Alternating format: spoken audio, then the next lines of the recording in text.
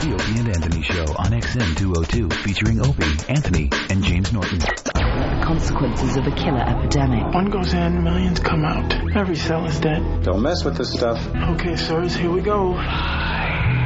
What is the virus? In the space of an hour, a single virus has invaded, multiplied, and killed the cell. Continually multiplying, searching for the next victim till there's nothing left to kill. The answer to infection. There is no answer to infection. It's already done pretty much all the damage it can. Fills their veins and blood with pure rage, and then eventually everything just stops. The virus is spreading.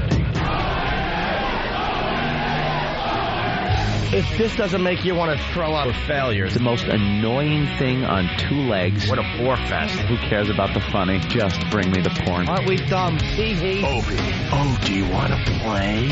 Anthony. I will beat children about the head. Jim Norton. I'm dancing. I'm a naked whore. It's indescribable. I'm trying. It's like a rape that's covered by insurance. Some of the comments they make are uncalled for. Why are you crying? The virus finally hit him. Well, with Jimmy, you never know. It could be AIDS. No. Yes. It's the Opie and Anthony Show. The virus that spreads from town to town across the U.S. of A.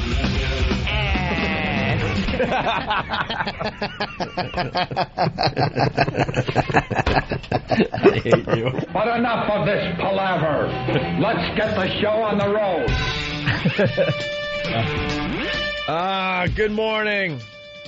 Welcome to the Opie and Anthony Show. The O&A virus spreading across America. Wake up! Wake up! Phone number 1-866-313-FREE. That's 1-866-313-FREE. A lot of chatter going on. Chatter? The faithful listeners are chattering behind the scenes. What a boot. And I say that for our Canadian friends. What are they chatting a boot? Well, we pretty much do 2 radio shows a day. 2 completely different radio shows a day for 2 different companies. So if you don't have XM, this isn't going to make much sense. But on XM, we get to do replays all day long because we have our own channel. Yep. So, like, if you don't hear the show in the morning, you could catch one of the replays and listen to some of the stuff you missed during the show. Right. And over at XM, where we get a little dirtier.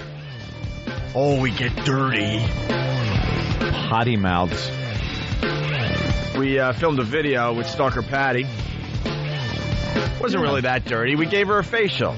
You're allowed to say that over here. We gave her a facial. Yeah. With all organic things. With products like egg whites and yogurt. We took egg whites. A couple of people really went all out and put together a nice formula. Yeah. That I think is probably good for the skin. It was egg whites mixed with some mayonnaise and then a little bit of like flour, I guess. And then it had a nice thick yet runny consistency. Nice pale color to it. Well, wonderful. Let's put it this way. Stalker Patty has a nice glow today. Nice glow. She wouldn't get a better facial from one of these joints in Manhattan. No. So we gave her a nice facial yesterday, and it was some fine radio. And then Jimmy did something to Stalker Patty that you just flat out can't do on regular radio. But the sound was beyond hilarious, Jimmy. It's a very unique sound. It was like... Yeah, it was. Just hit her cheek a little bit. Yeah. So, yeah, he slapped her cheek. That's why we call it the O&A virus, by the way. We do these type of things on our show, and then it creates chatter. Is it a slap, or was it a tap? I think it's more a tap. No, it was a slap. It was he a hard... tapped her cheek. Well, you think it was a slap? Oh, yeah. Oh, he hauled off and slapped as best he could. Well, it's kind of hard to slap.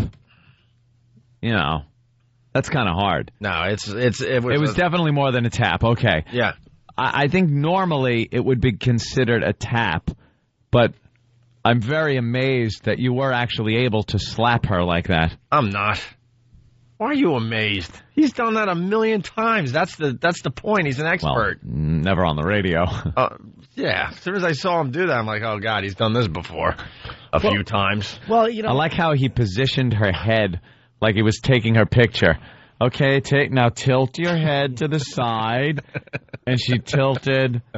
All right. Now, no, you got to get lower. Get lower. All right, now tilt your head. And then you just heard, pow. Anyway, it's hard. It was hard. Let's say in the way things were to do that. It would have been much easier if, say, Patty was a beautiful girl.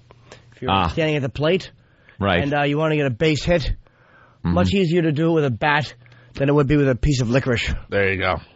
Sure, enough. Good baseball talk. So it's our sports break. So hence the term the O&A virus, because we do these type of things, and then it creates chatter. People like, did you hear the Opie and Anthony show? And someone will go, no, I didn't. Tell me what happened. And then you tell them what happened, and then they become hooked on the show, and then they pass it on to somebody else. Mm-hmm. It's always been the way with this program.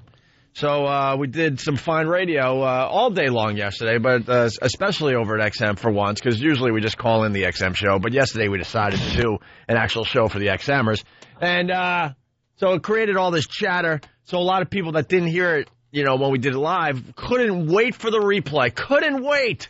Oh, my God, my buddy called me, and I was getting IMs and text messages. You got to listen to Opie and Anthony today to see what Jimmy did to Stalker Patty, and then what the boys did to Stalker Patty, something to do with a facial. Eager anticipation. The message board had the thread up. Yeah. The listening thread up. They were all ready to chat about it. Yeah, they were chatting, and now they just needed, the people that didn't hear it just needed to hear it on the replay. So fast forward, I'm sitting home around, what time was that, about 6:30, Ant? Somewhere around there, maybe? There.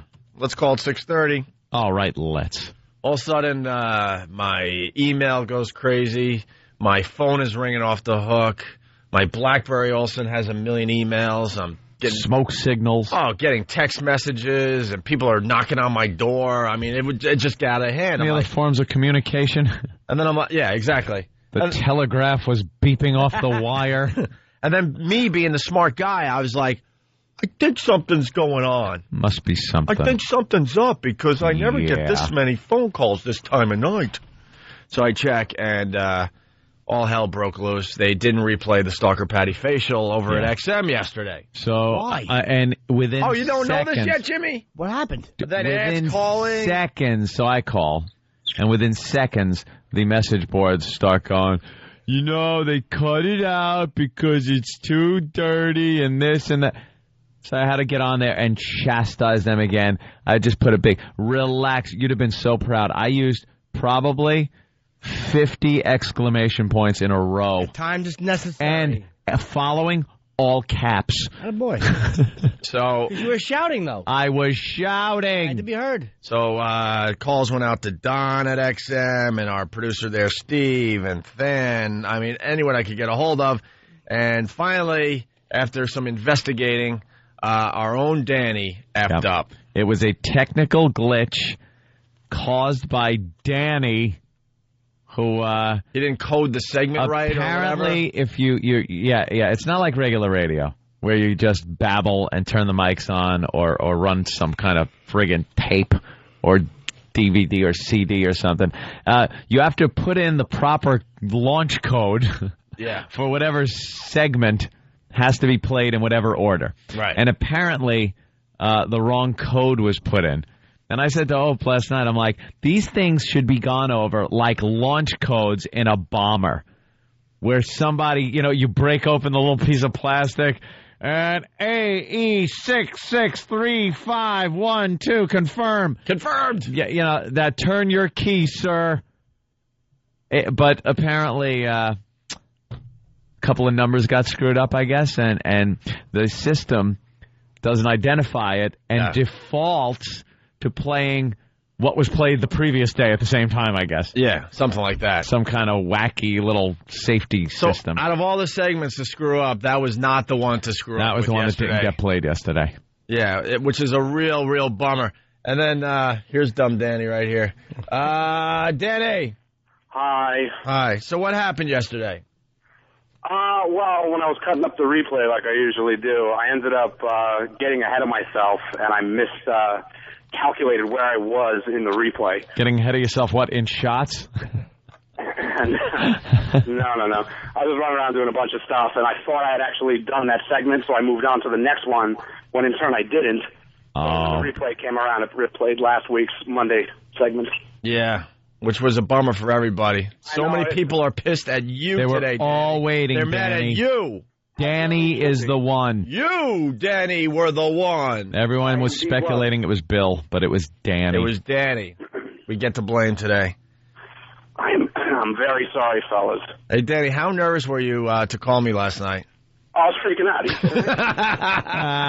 It's not a fun call to make. I'm thinking the same thing. I'm like, oh, crap. I'm like, of all the days, of all the segments, right, it was that one. You know, Murphy's Law, so I figured I didn't want to just shoot off an email. I figured this was important enough that I needed to call the boss. What made you think of Murphy's Law? Is that the funny poster you have hanging up on the bathroom door? You just put you in the right comedy mood. Murphy's Law, hey. Ever can go wrong, will go wrong. Yep. Yeah. If Danny's in charge of it. I realize that at times people are scared of me. Because Danny called me yesterday. Hope he tries to rule with fear. What? I said, because I got the panicky call from Steve, going, dude, I had no idea what was going on at the time, so he calls me and informs me of what's going on. He's like, dude, you better get on the phone with O. Yeah, well, Steve is an overreacting ass at times. Did Steve call you?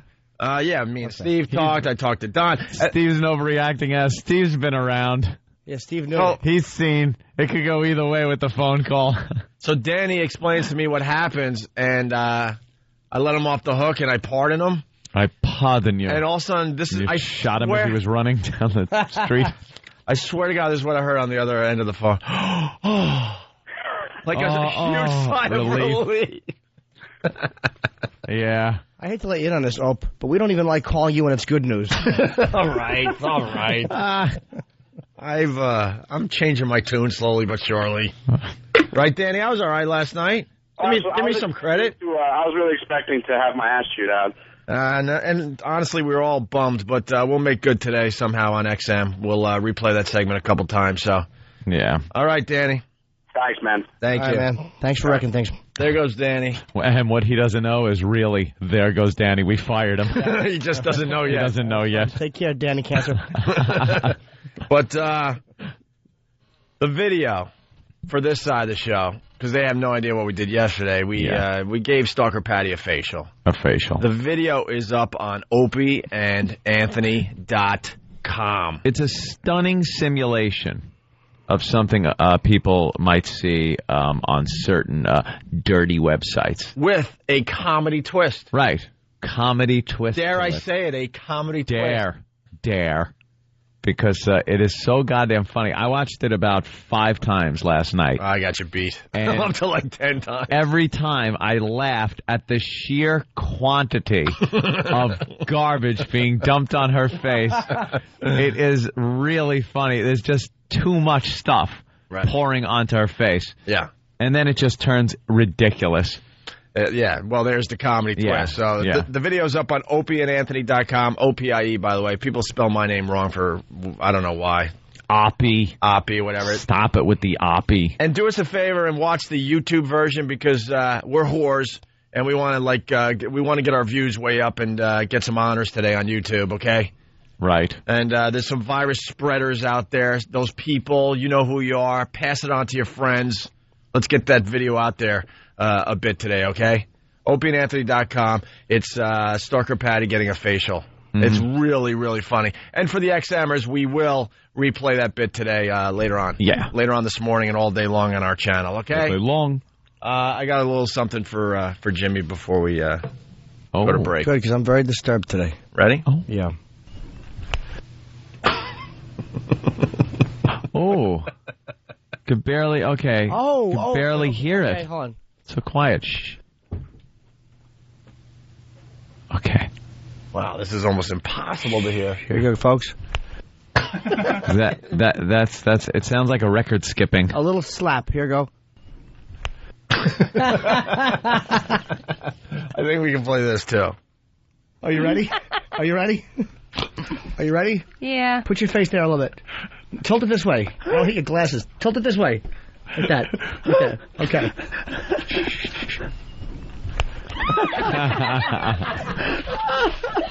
It's actually easier when you have talking before it. Yeah. What is wrong with you? If I was red before, I'm red now. I'm red now. All right. And the next bit of controversy we'll talk about after the break. Nice tease. We'll show you how ridiculous regular radio has become. We love being back on regular radio. I'm not going to lie to you, but it's so ridiculous. But there are certain aspects of it that are a bit frustrating. Everyone is talking about this Kramer thing today. Everybody. Yep. Everybody. The Daily News has KKK Raymer. KK Kramer, right? Yeah, it's KKK Raymer. Right. like he's in the Klan. But the company we work for, we're not allowed to say the N-word over here. Yeah, they're very... Has nothing to do with the FCC, by the way. Very, very nervous about that word being used in any context, even if it's to report a story that everybody's talking about. It's not used as a hateful speech. It's reporting what was said, what everyone knows. Everyone knows the word that was used. Everyone knows everything. But, in order to play the clip and then maybe do a little comedy, a little fun with it, taboo. And the thing that's annoying is I guarantee you black hosts, and again, we've talked about not being allowed to say the N-word. Most times you don't need it, but in this case, it's legitimate to really need it to, you really need it to make the impact of the story. N-word. Yeah. And it's a real thing, and it really happened, and if it was a black host, they would allow it. This is purely a corporate thing, and it's not the FCC. Yeah, I got a message to Joel Hollander. You got to push back with these lawyers. You got to push back with these lawyers, or the business is gonna be ruined. Yeah. Your own lawyers are effing up talk radio. They're dooming You it. want a show like ours that are going to talk about the topics of the day. This is one of the biggest stories. It's the lead story on all the morning shows this morning. It almost made the front page of the New York papers. It's on page 3.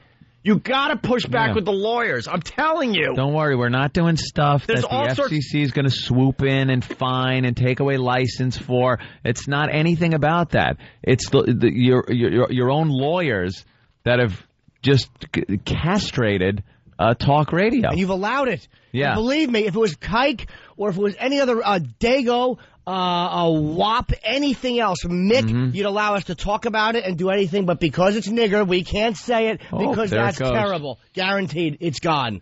Yes. Yeah, they just dumped out of you. Of course they did. Joel, you got to wake up, man. I'm telling you, there's all sorts of competition out there, and you want a talk show that's going to talk about the issues of the day. Here's a huge story. And your top show, we can't use the word. Yeah, not allowed. You know how ridiculous that is? We have to report it like Good Morning America. Why would you listen to this show when you can go to Good Morning America and here's the same stupid coverage? Yeah, and they give it a little disclaimer. What you might be hearing, right? What you hear might offend you. The language in the next segment might offend some people, so please, and then they can play it. Satellite radio is creeping up, and there's a reason for it. Later on this morning, we're going to do the same exact story, and trust me, we're going to have no rules. We're going to have no rules over there. I bet that got dumped, too.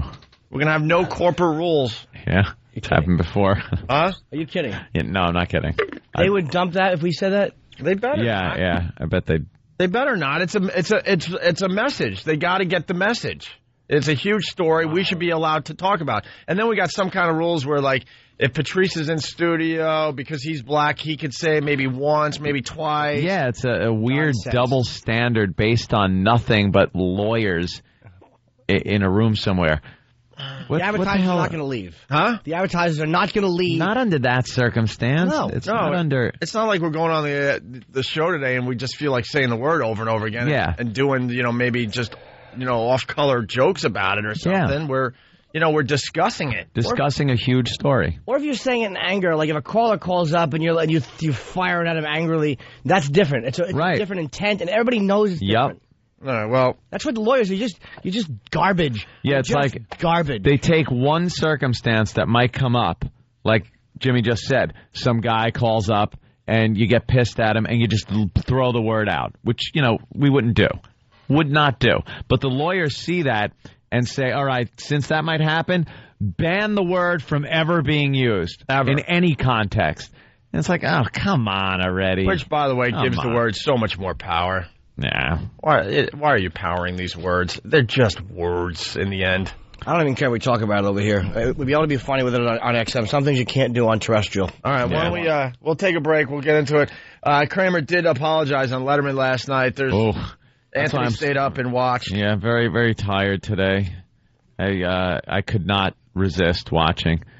And, oh, my God, it was uncomfortable. All right, we'll get into the whole controversy next. And by the way, I bet you that they'll say N-word on TV. I bet you that they will. They're bleeping it. They won't even write it. I'm watching TV right now. He's an N star.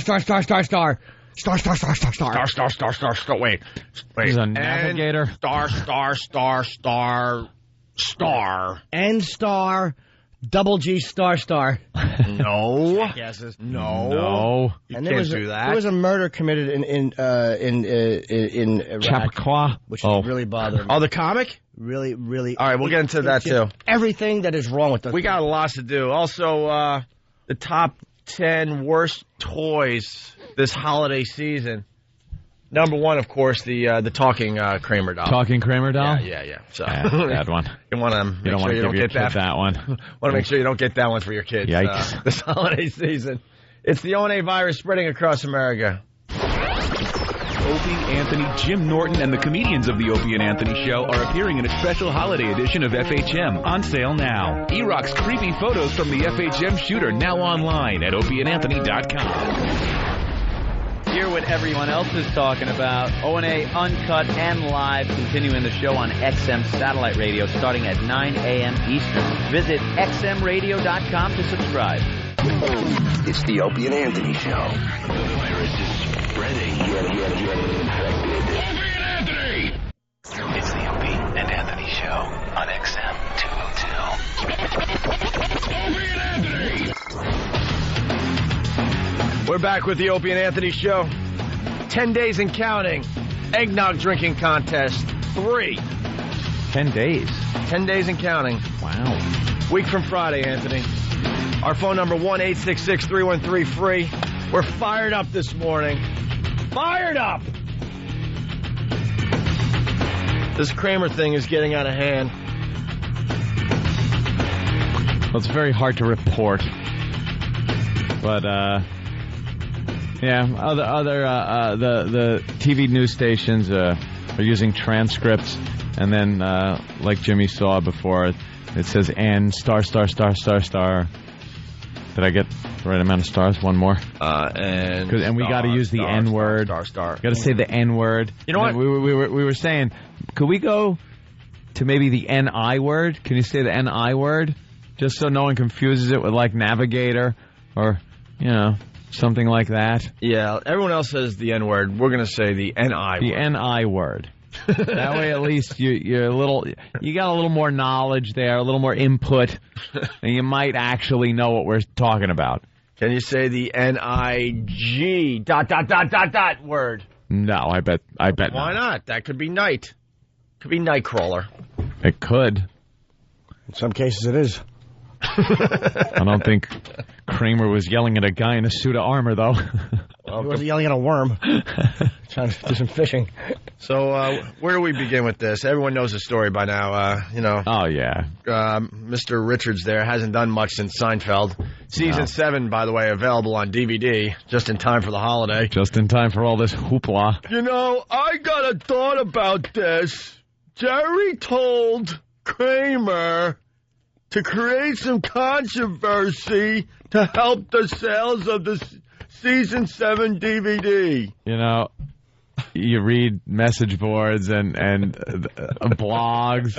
There are people that actually believe that this is all a staged thing between, the Seinfeld cast to sell more of the just-released Season 7 DVDs. Well, what happened is the Seinfeld cast was going to fake a plane crash into the Pentagon, and when they couldn't pull that off, they decided to do this because you have to get some kind of a buzz going. These idiots out there. They just want something to be happening beyond what they can see. Kramer, call people! Who are these?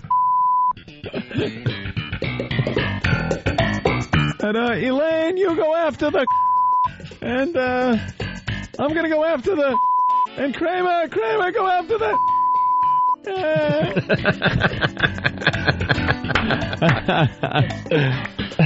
We've got to boost sales of the DVDs. Got to boost sales. How did season 6 sell? Go after the I like to trail off. Well, making the bit. I'm trying. Let's say hi to Tony in Pennsylvania. Tony, what's up? Hey, boys, what's going on? Hey, Tony. Hey, I saw that video last night. I just wanted to ask Jim, being that he's a comic, like, what happened on stage there? Was he trying for a joke and he got flustered? What do you think happened? I don't know. First of all, every comic has wanted to yell out at an audience member at one point. Oh. It's the most hurtful, awful thing you can do. Yeah. If it's a woman, you want to drop the C-bomb. No matter what's going on as a comedian, there are times where you just want to hurt an audience member. And I worked the Laugh Factory in L.A. It's a tough room, Jimmy, huh? It's the type of room you can murder in. You can really kill. It's built to destroy in. I mean, it's a good club to perform in, but the crowds don't typically like me. You got to explain, though, it has a balcony, which is very rare for a comedy club. You have the audience in front of you, and then there's a balcony up, and you can see Richards was looking up to the left and yelling into the balcony. I believe that's where the heckler was.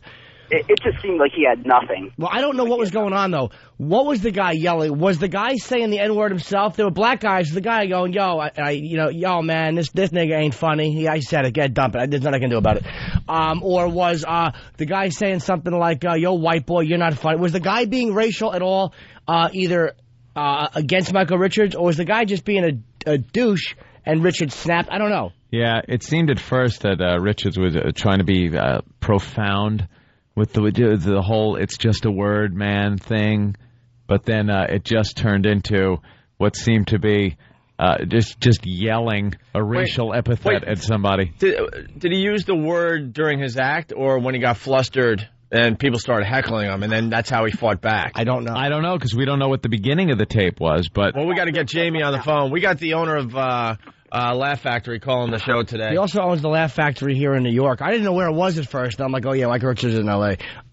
Jamie Masada, who was he was like kind of in the Michael Jackson case too. He introduced the kid to Michael. He did some weird thing. Oof. I don't know how Jamie gets that Laugh Factory sign up, but man, he's a marketing genius. Hey, have you ever seen Michael Richards perform? No, he was supposed to do it. I was doing the Improv one night, and he was supposed to come in, and for whatever reason, he canceled the last minute. So I've never seen him on stage. We'll get the owner of the meeting. Did he have a meeting? Yeah, we'll get the owner of the Laugh Factory on at 7:30 today. Okay, Jamie. Jamie will be calling the show. Well, here, I mean, here's the actual set. It's only a couple minutes. We got 2 parts here. Yeah, it's gonna be bleeped to crap because lawyers know what makes good radio. Yeah, they do. Just keep listening to the lawyers. What is that about? This is a display in a store window that was stopped. It's some kind of Nazi gingerbread display at a hardware store that had to be taken down. Just incredible. Why would anyone have a Nazi gingerbread display? I don't know. Apparently this guy is one of these artistic people and does controversial art. All right. So he made a gingerbread village that looked like Hitler at Nuremberg giving the speeches. It's just brilliant. Complete with Nazi flags and everything. How do you think that's going to be received? You know what? But But it's gingerbread. They're so delicious. No, they're not. Gingerbread stinks. I love gingerbread, man. You take that back. No. You don't like ginger snaps? No, it's the G word. No, the G word. They look adorable, but they taste like crap. Look at that. It's on this TV now. It's Stig Heiling. It looks like Cartman as Hitler. Yeah. It's a little gingerbread Hitler. See, what I love about this is we're getting so politically correct that when someone just goes completely the other way, it just makes me laugh uncontrollably. Yeah. And it makes the news. Yeah. Instantly. Yeah. Look at that book. That's Frosty the Jew Hater. There's no reason. No. Can we get the story with the Nazi gingerbread cookies or whatever? What do you think people are going to do when they see that? Go, wow, it's cute. Aw, now that's what Christmas is all about. Hey, man. It's tough out there if you're a small business owner. Now everyone knows what this guy's about. That's what it is. God bless him. All right, Michael Richards at the Laugh Factory in L.A. Here we go. Dane's home club, by the way. This is Dane Cook's home club in Los Angeles. Oh, really? Yeah. Shut up! 50 years ago, they had you upside down with a fork up your... Now, okay. All right. That's kind of funny. Got a big laugh. That at least is it's completely outrageous, but the imagery and everything is ridiculous, and it got a laugh. So, you thought, okay, he's going to do some cutting edge racial humor. No. At this point, he wasn't doing it. He was just taking on the audience. He got lucky with a good one. He got lucky. Yeah. He got so pissed off, he went after the heckler, and he got a big laugh there. This was not part of his act. That was a little more fuel. This was him just fighting back, and then it just goes from here. That was a little more fuel for the fire. Let me tell you something. When you're on stage, every comic has wanted to do this. And I don't mean with blacks or Jews. You've wanted to just unload the most vile thing you possibly can. Yeah. And it's unfortunate you got to grovel and apologize. It's only a moment in your life. It doesn't mean anything. That's what it is when you're pissed at somebody and you don't know them from a hole in the wall. You can't pick out something personal about them because you don't know them. You're pissed at an anonymous stranger on the street because of something, or in a club as a heckler, or in any situation where you don't know this person personally. What do you got to work with? You're looking at them. So all you have to work with is their looks, what they are, what they look like. So you dredge up the most hurtful thing you can find. Right. Hey, you fat bastard. Hey, you friggin' look at you, you cross-eyed son of a bitch. Like, you find the most hurtful thing, and that's what you use. With black people, it's the N-word. That's what you use.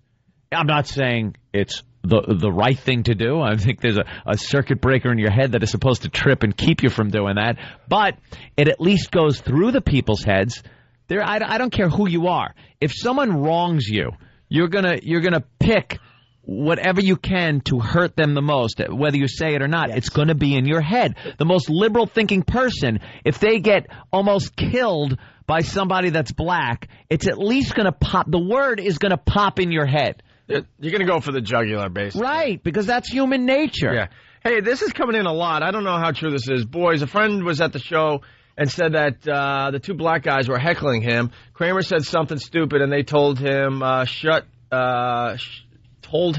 his cracker ass up. That's when Kramer started calling them the N-word. Oh. He should have just, if that's the truth, if it was just, shut your cracker ass up. C-word. That's not a harsh enough thing to merit that response, to be honest with you. Because that was the first line, fine.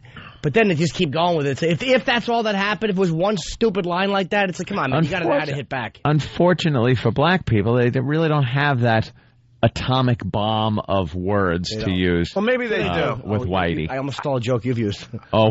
Maybe they do. I say this today. Let's have the black... let's have some of the black listeners call up with the atom bomb for white people. Let me correct that. Let's have the black listener call up. The one black listener. Yeah, where is he? Yeah, someone wake him up because I'm sure he has another day off. Because we've all heard him. You should give out the number because some people might not be kind of casual listeners. 1-866-313-FREE. What is the atom bomb for white people? See, we don't care what you call us. Son-in-law? That's the difference. We don't care what you call us. Yeah, we don't have any words that really are the big one. It's hard when you've been dominant. I guess that's what it is. I mean, I'm not saying white people haven't kind of brought on themselves, with me too, by abusing the word. It's not like it's an innocent word that white people are now victimized. We can't use it. Sorry, geez, so sorry to be white. So sorry to know how to make a wrench and then turn it and make a wheel and make cars and build wonderful things for the world. Instead of putting tires full of gasoline around each other's necks and lighting it on fire, or hacking each other apart with a machete because you're of a different country. Absolutely, or massacring 6 million Jews. Oh, bad. Well, yeah. All right, there have been a couple of instances in history where Whitey's gone a little crazy. Why do white people get blamed for everything? It's not like white people slaughtered the American Indians. Did we really? Oh, yeah, we did. We were the first terrorists. Let me tell you something. We were the first terrorists. The American Indians were very much like Africa right now. Very territorial, very warlike, and they would beat the crap out of each other for a long time before we got here. You're right, but the white people kind of came along with it. We just gave the old express. The old express extinction. The old slate cleaner. Right. Here's the difference, though. Old Whitey was able to build a train that we could shoot out the windows of. Here's the difference, though. They took care of each other and they fought each other, but they continued to flourish. Did they? Absolutely. And would they have? We completely wiped them out. Don't say we didn't do it. The Travoy. Stop. We completely wiped them out. Invent wheels and stop dragging crap. We did that. I agree. Ugh. Before that, stupid Travoy. Who said white people invented the wheel, by the way? I don't know where that was. I did. I have a mic in front of me, and I know it had to be some white guy that decided this rolls better. Probably Africa or Asia. I hate to play devil's advocate, but the wheel has been around for a while, long before. I'd have to say. I would say Dr. Yakov, the cradle of civilization, Mesopotamia. Nope. Jersey.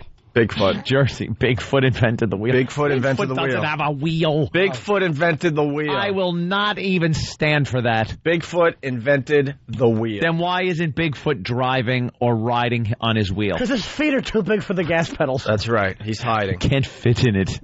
It's in the garage. The batteries won't charge. He's hiding in the Pacific Northwest. No, if Steve were in the Northwest, he'd be big dope. And he understands how flawed we are. Big arms. So he decides to continue to hide.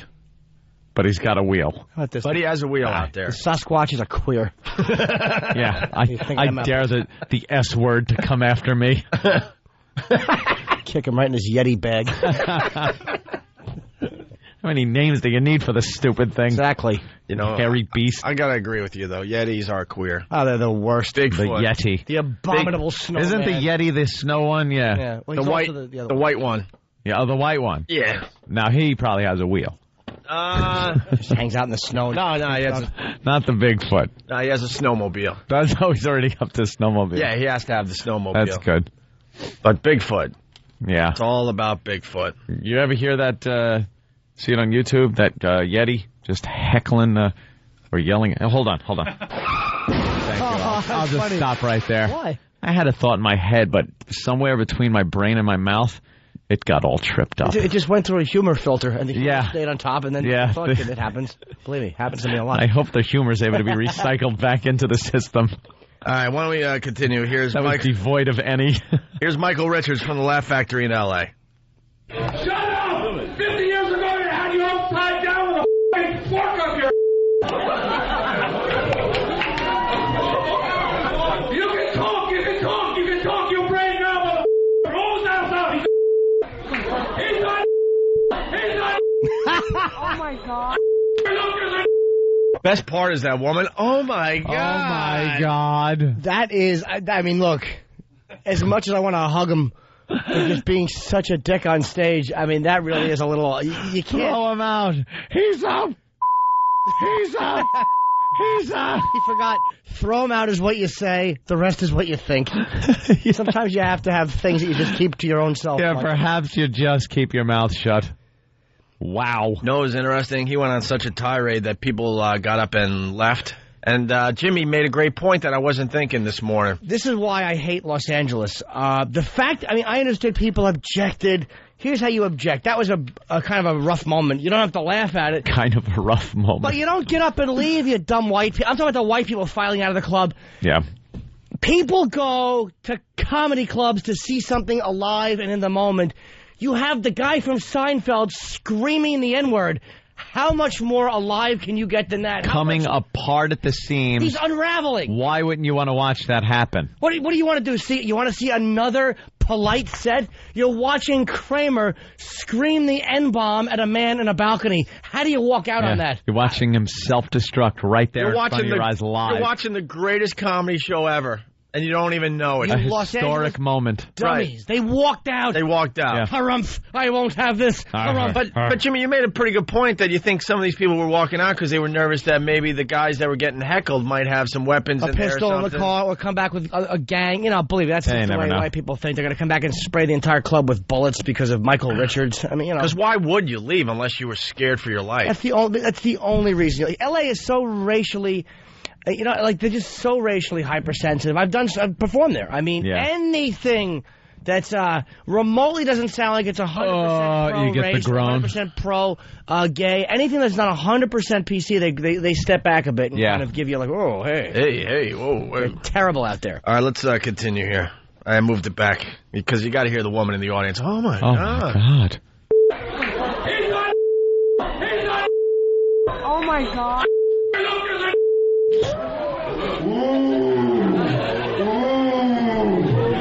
All right, you see? It shocks you. You see what's buried beneath your stupid mother. What was it called for? It's not called for you to hear on my ass, you cheat mother. You guys have been talking and talking and talking. Oh, boy. He just snapped. He lost it. And let me tell you how that feels, man, right? Because I like the fact he kept going. He didn't just back out. He was angry. But, man, you get that where all of a sudden you have that, like, invisible shield on stage. And then there comes a moment where all of a sudden you realize, I'm screaming. This is another human being who's, like, close enough to throw a bottle at my face. There's really nothing in the way between us and them. And then the crowd turns on you, and that's where his anger came from. You want to bite their faces. Like, didn't you see what this scumbag did to cause me to yell at him? Yeah. And now you turn on me, you want to just bite the audience. Hey, how did the media get the tape? Someone had it on a phone. It's probably from a cell phone. It's terrible quality. It is terrible quality? Probably from YouTube. I mean, thank God someone had that camera. It's great. Yeah. Anything that happens in the world today will be captured on tape. By the way, in some way, shape, or form. I plan on doing something like this, and not important. New Year's Eve at the Borgata. I have a whole thing planned, so bring your video cameras. YouTube-worthy moments. Very good. Oh, it's going to be ugly and controversial. All right, we got to take a break. Part 2 of Michael Richards going off at the Laugh Factory. We got that. By the way, it's a great commercial for XM today. Sorry, but it is, because we're going to play the same stuff over there, unedited, uncensored, uncensored. The FCC would allow us to play this, but for some reason CBS has a problem with the N-word, which is just completely ridiculous to us. Especially under these circumstances where you know the intent of it, and you know why it's being used, and you know it's not coming from a place of anger or being gratuitous. Come on. So XM gets a nice commercial today. Yep. Also, we got Paul Rodriguez weighing in. We got Sinbad weighing in. Wow. We got... they went to relevantcomic.com. No kidding. We got Kramer on Letterman. Anthony saw this last night. We got... it's so uncomfortable. We got Kramer. We got Michael Richards on Letterman. Call him Kramer. Just call him Kramer. No one cares about his name. Michael, he's Kramer. We got the audio of him apologizing on Letterman. Letterman got a great coup last night, man. Huge. He just happened to have Seinfeld on. And they got the old satellite hookup, and they got Kramer on as well. Boy, do I love Seinfeld for that. Jerry thought it would be a good idea for Kramer to come on and apologize via satellite. Yeah. And he looked like he was in one of those MTV Real World Confessionals. He's just kind of sitting there, and I'm trying to make sense of what he's saying, and he could not string together a cohesive thought. Yeah. It was just him babbling. He looked drugged out to me. I don't know. It might not have helped too much, and the audience was laughing. Dude, simple as this. If you're Kramer and you did that and now you got all this controversy and you're going to go on TV for the first time to apologize. Yeah. If I was Kramer, I would make sure I was as effed up as possible so people would go, oh, look, the poor guy. Obviously, the guy is in such a state. Obviously, he's got something going on. Right. We got to let him off the hook a little bit here. Look, he doesn't seem quite right. You wouldn't go on Letterman completely like normal. No. Especially since I had just defend this. I had just watched Seinfeld at 11. Yeah. And then Letterman came on at 11:30. They got to the whole thing a little after midnight. And I just watched the goofy, fun Kramer character on Seinfeld. So you're kind of like, oh, I just want to remember the fun guy, not this guy who's he can't word the apology right. It's just really a wreck. My favorite Kramer episode was the one where he was at the Laugh Factory. That's my favorite Kramer episode. And we'll get into it a little more after the break. It's the O&A virus spreading across America. Oh, jingle bell, jingle bell, jingle all the way. It's the 2006 Homeless Shopping Spree, only on the Opie and Anthony Show. Coming soon to a snooty mall, maybe one near you. Why?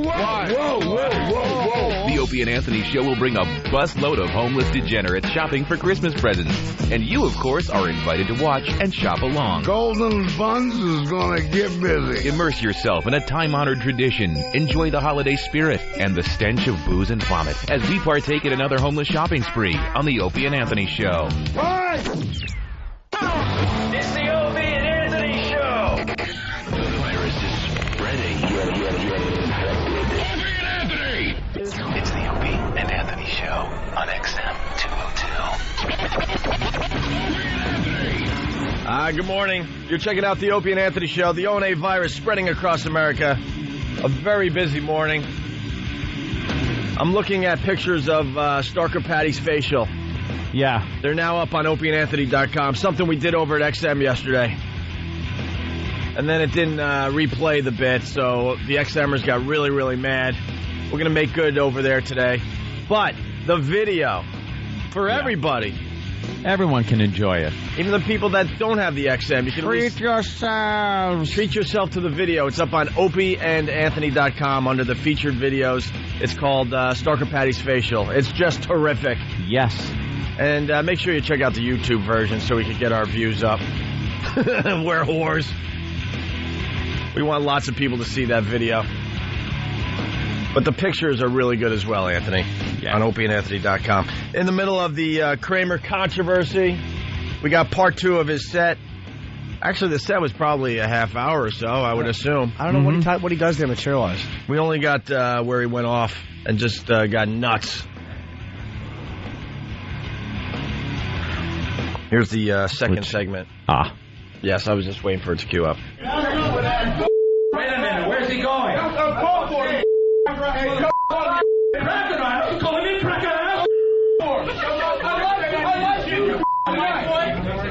Oh, you're threatening me? We'll see what's up. Oh, it's a big threat. That's how you get back at the man. That was real called for. Wait a minute, he's not going, is he?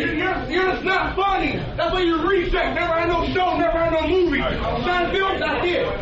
Oh, I guess you got me there. You're absolutely... You know, when you say, I guess you got me there... He got you. He got you there. Gotcha.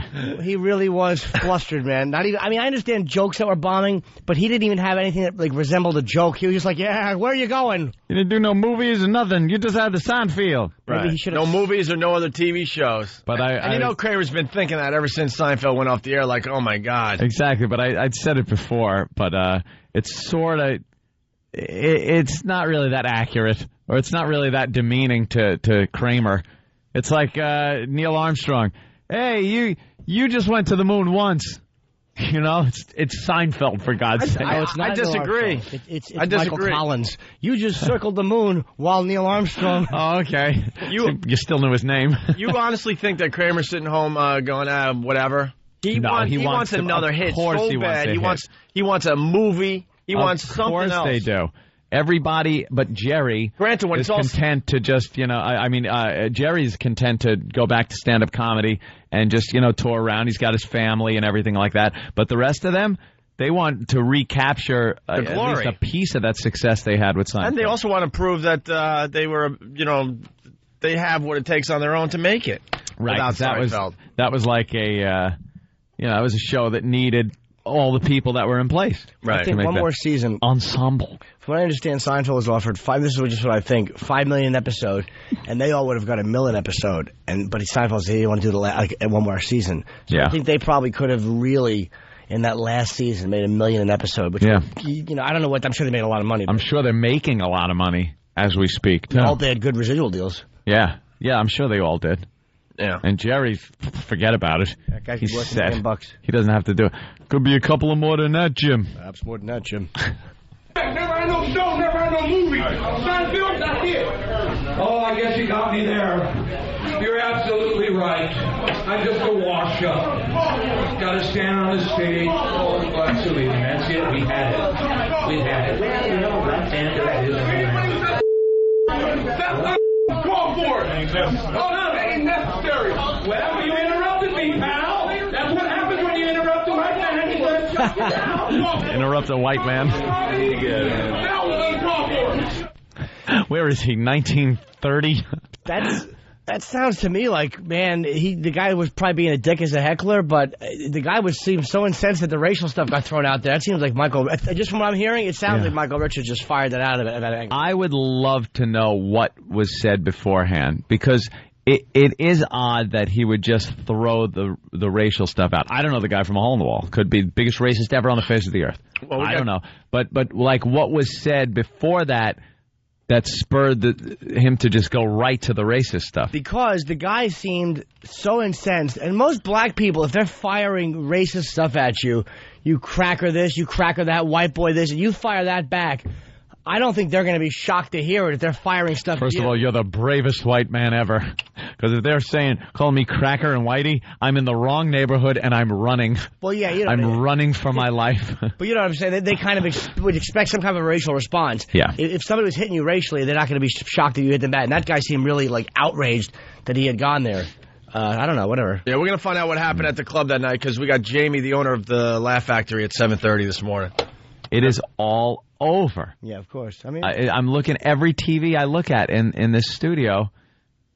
They have the clip of him going off. It's just a great, great story. But I haven't seen on so many levels. I haven't seen any of the apology. There it is. There it is. Okay. We got the audio from Letterman. We're gonna get into that in a second, but we got Sinbad audio. And we also have Paul Rodriguez. And if there's two comedians, the first two I thought of actually, it's amazing they got them because I mean they're as busy as they've been lately. It's really good that they were able to get Sinbad and Paul Rodriguez. Luckily they were able to pin them down for a quick comment on the way. I was a little pissed off.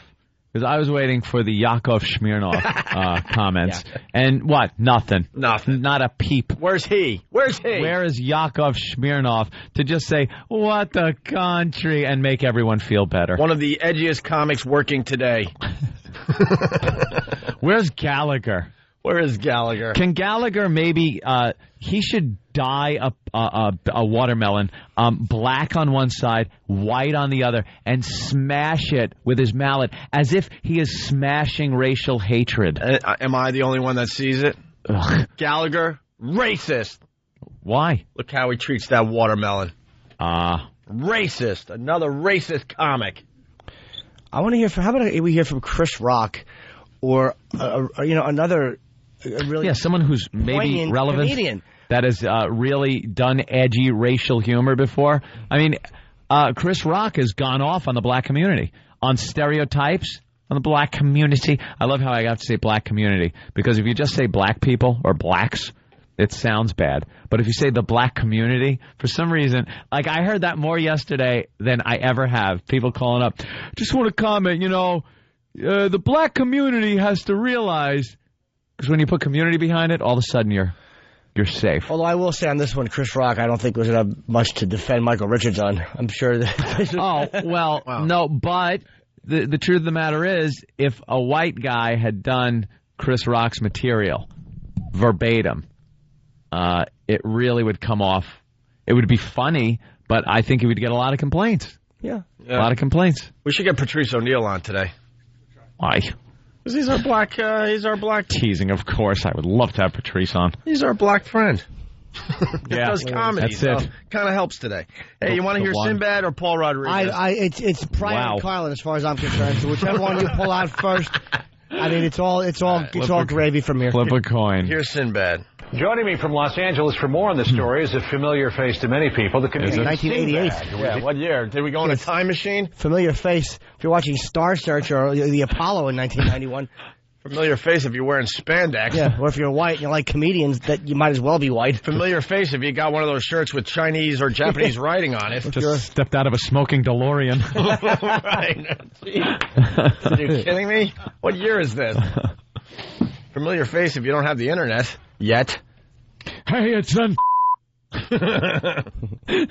Familiar face, my God.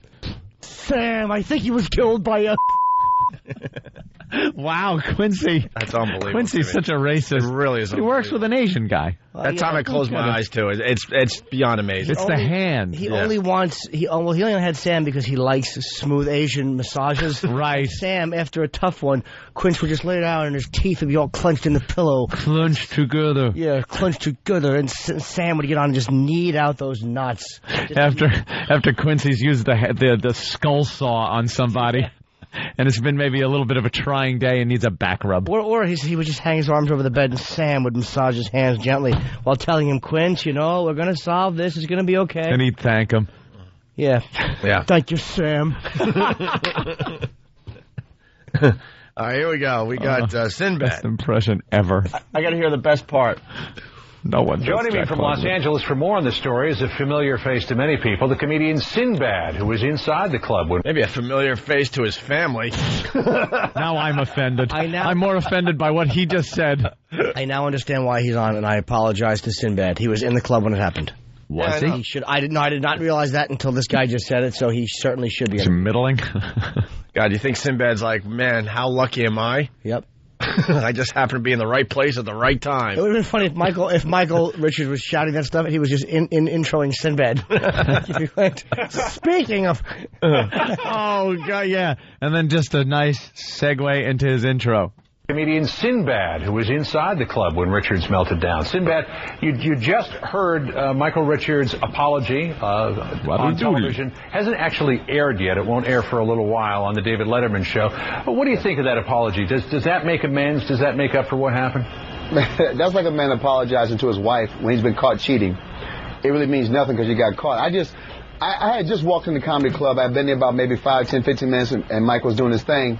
I don't understand. When he says he was angry and he's not a racist, there's not that much anger at it was a heckler, man, and he wasn't even heckling hard.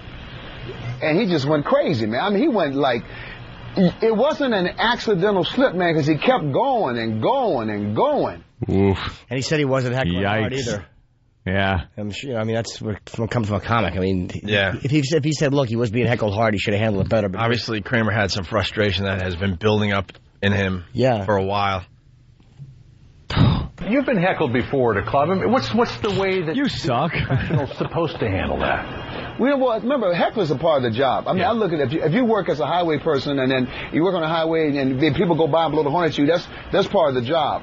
But for me, I've never to this day had anybody thrown out of a club because I've never had a situation I couldn't handle because the audience is not my enemy. Mm-hmm. And the audience was not his enemy. The whole idea is how you turn it around. And there's never any reason to bury somebody. You don't have to bury Wrong. And if you're going to bury somebody... Wrong. Hey, Ethel Merman, the audience is not your best friend. And let me tell you something. I deal with this a lot, and it's really weird when I see black people in the audience sometimes. There is a look you get as a white comic. It's the...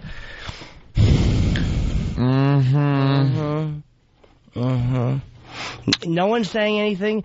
You don't address it because the guy's not being rude to you. Yeah. No one's yelling at you, and the audience can't see it. But as a performer, you can. Well, what's see that about? Is that black people don't want to give you the respect? I don't know if it's that or if it's just your humor's just not hitting them, or I really don't know. I've noticed it consistently throughout my career. Maybe it's just me. It's really interesting you say that because when you played Helium down there in Philly, I was in the back row watching black people watch you, and they wouldn't give you nothing. No, of course not. And the whole crowd was dying, and I'm like, and I remember thinking to myself, what's that really about? Do they think Jimmy's not funny, or they don't want to laugh at a white comic? Like, what is that? There's something pretty deep happening right in front of me here.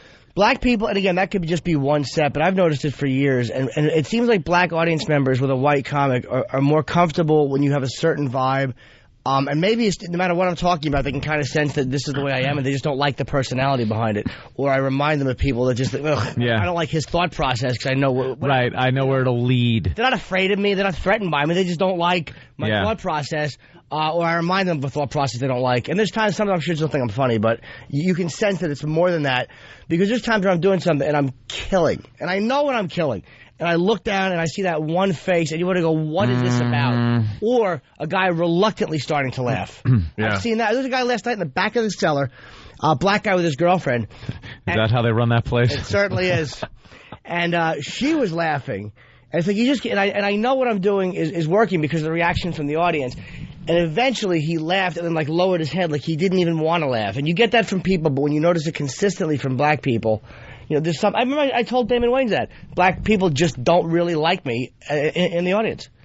Happens. Wow. Yeah, I noticed it firsthand down there in Philly that day. Yeah, but I'm not making it up, and I'm not paranoid. No, absolutely not. I can back You're up a on that likable one. guy. Yeah, my material is not groveling. But I'm not saying I'm tearing the ass out of the world, man. I'm not. But it's not typically, especially. It's aggressive. Yeah. And but you also do a fair share of self-deprecation. Black people don't really care for that.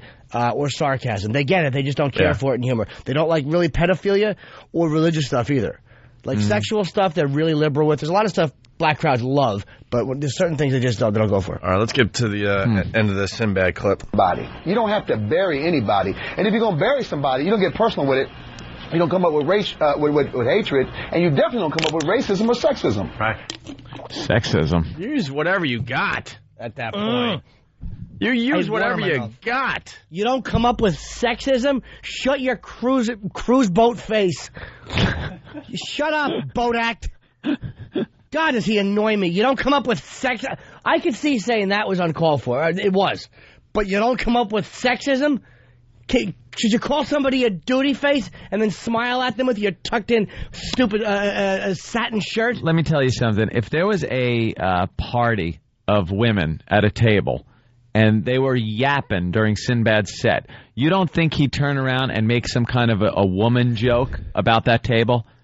Turn around and talk about, you know, or a bachelorette party is sitting there and he's just going to ignore the fact that it's a table full of women talking and not address them as women and make it fun by joking about something involving women? Of course you are. That's your ammo. That's what you got right there. Well, he's a boat act now. He's very family friendly, so I don't know. It annoys me. I agree with him at first, but that you don't ever bury somebody. Really? You don't, stupid? I wish it was the Andrea Doria. All right, Sinbad goes on. Bug me. Let me ask you this question, because, you know, we dance around the N-word all the time. Paul Rodriguez, who was on the bill as well, fellow comedian of yours, said today in this press conference, anytime the N-word comes out of a white person's mouth, they've got some explaining to do. They better have a good reason. Explaining, by the way. Go F yourself. By the way. Explain anything. Paul Rodriguez said, you got some splaining to do. He ripped off Ricky Ricardo. But in that sense, Rodriguez is right. I mean, you do have to justify it. You better have a reason for it coming out. Look, it's like in a perfect world, everyone can say everything, but there's better be a good reason. It's just the way it is. There's a huge double standard, and you got to deal with it. So, yeah, if you blurt it out in hate, you're going to have to pay the price. It's just the way it is. If you blurt it out in something hysterically funny, in a creative way, if it's used in humor like that, no problem with it. Why the hell can some comics get away with it and others not? When I've seen, how many black comics have you seen do the, hey, I'm the white guy, where they do the white guy voice? Well, look at me, I'm cutting the lawn, dear. You know, that's fair game. By the way, it is. But if you get up there and go, Lordy, Lord, I be eating my watermelon, and do a stereotypical, like a black guy, there's going to be a problem. Once again, devil's advocate, but we do have to acknowledge that for a long time, black people weren't even allowed to play black people. But I mean, sometimes there are things that are a reaction to a lot of behavior. And I can understand that. Like, look, they had to have white people with blackface because they wouldn't allow black people to act. I mean, you know, it's like, I kind of understand it to some degree. Just too much time has gone by. Please. There's not one person, there's not one person that was alive at that time. Come on. Well, there are some. Oh, but they're old and crotchety. Over the age of they're old people. 40. Yeah, once thank God, because you do reach a certain age where everything disappears. Passion, lust, love, racism, where you just become old and crotchety. Doesn't matter what color you are or anything. You're just a doddering old fool. You don't even look your color anymore when you get old. So you know, it doesn't matter. White people, you all turn kind of gray. You're at the home with the black guy. You're all going in your diaper together. Yeah. That's all. You finally, right before you check out of this planet, you finally get along with everybody. That's right.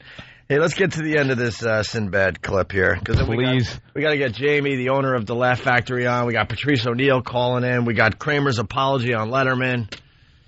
That's some explaining to do. They better have a good reason for it. Yet black comedians throw it around all the time. But where's the line there? Try to help us out here. Here's the line, man. First of all, we talk about family. Let's face it, the N-word, we call it the N-word now like people don't use it. Right. What's happening now in society, there's a friendly version of the N-word, which was, and then I guess the mean version is supposed to be. Oh, boy. To me, there is no friendly version. This is the problem. There is no time that word was friendly. There was no time in life that word was ever friendly. That's probably one of the most vile words that's ever been put on a race of people. Talk to your own people, since the then. beginning of Sorry. this time, beginning of this civilization, this country. Well, black people didn't invent the word. I got it, But address the rappers that use it constantly. But they have no problem using it in a fun way. Guys, I'll say one thing, though. Sinbad, I never was that type of an act. And Cosby, he's a guy that has been speaking out against it and finds it reprehensible. Yeah, there are plenty of people that speak out against it. Plenty of black guys that speak out against it. But, I mean, come on. The multitude of black guys just hanging out. I'm not even talking famous people. Just people hanging out. Go uptown. You'll hear that being thrown around like crazy, just in conversation. They use it like the word "the." Yeah, it's just it. So how can you then make it a big thing where you can't use it in any context? It's very few words, I think, have that double standard. But I look, I don't really mind it that much with this one because it's very. You dating a black chick? No, man. But this is a very rare occasion you're going to actually legitimately need to use it, and it's like. It's kind of hard as a white guy to go, my rights are being stifled. They're really not. I mean, but when we're discussing it like a news story, that annoys me that we can't use it. But aside from that, it's like, what else do you want to use it aside from, when you're being, sexual with a girl or, or someone doesn't, get your food fast enough? That is legitimate. But, I mean, there's very few places to use it. Why don't we have any black guys that we can talk to? We got Patrice. We don't know any. Where's Patrice? He's on hold. We got to take a break, though. We have to. We're really late. And then we'll get Jamie from the Laugh Factory on. Yeah, I want to hear Patrice's opinion on this. Yes. He's slightly racially opinionated. All right. Slightly. Why don't we do that next then, okay? It's the ONA virus spreading across America.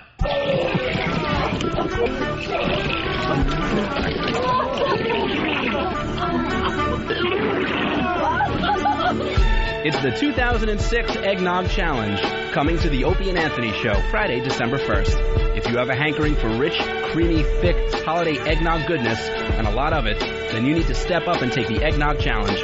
For details on how to participate, visit opieandanthony.com or foundrymusic.com. It's the 2006 Eggnog Challenge, Friday, December 1st. It's the Opie and Anthony Show. Opie and Anthony, XM202. Back with the Opie and Anthony Show, the ONA virus spreading across America. The show is flying by this morning. A lot of controversy with the Kramer thing. Yeah, everyone's talking about that. It's the big story. Also, the listeners talking about the Stalker Patty facial video, Anthony. Oh, it's wonderful. Look at it on YouTube. It's not really in the YouTube search yet. People are finding it through opieandanthony.com right now. Yeah. Go to opieandanthony.com. There's a featured video section. And, click on the Stalker Patty facial video. It's really, really funny. Something we did on the XM show yesterday. Visually just hysterical. Absolutely. Hysterical. The sheer quantity of garbage that is dumped on her face is really funny. And it's getting a lot of attention from YouTube this morning. Yeah, it's a perfect YouTube video. Right. It's got everything a YouTube video should have. And the pictures are up on opieandanthony.com. Some of the pictures are more disturbing than the actual video. Yeah.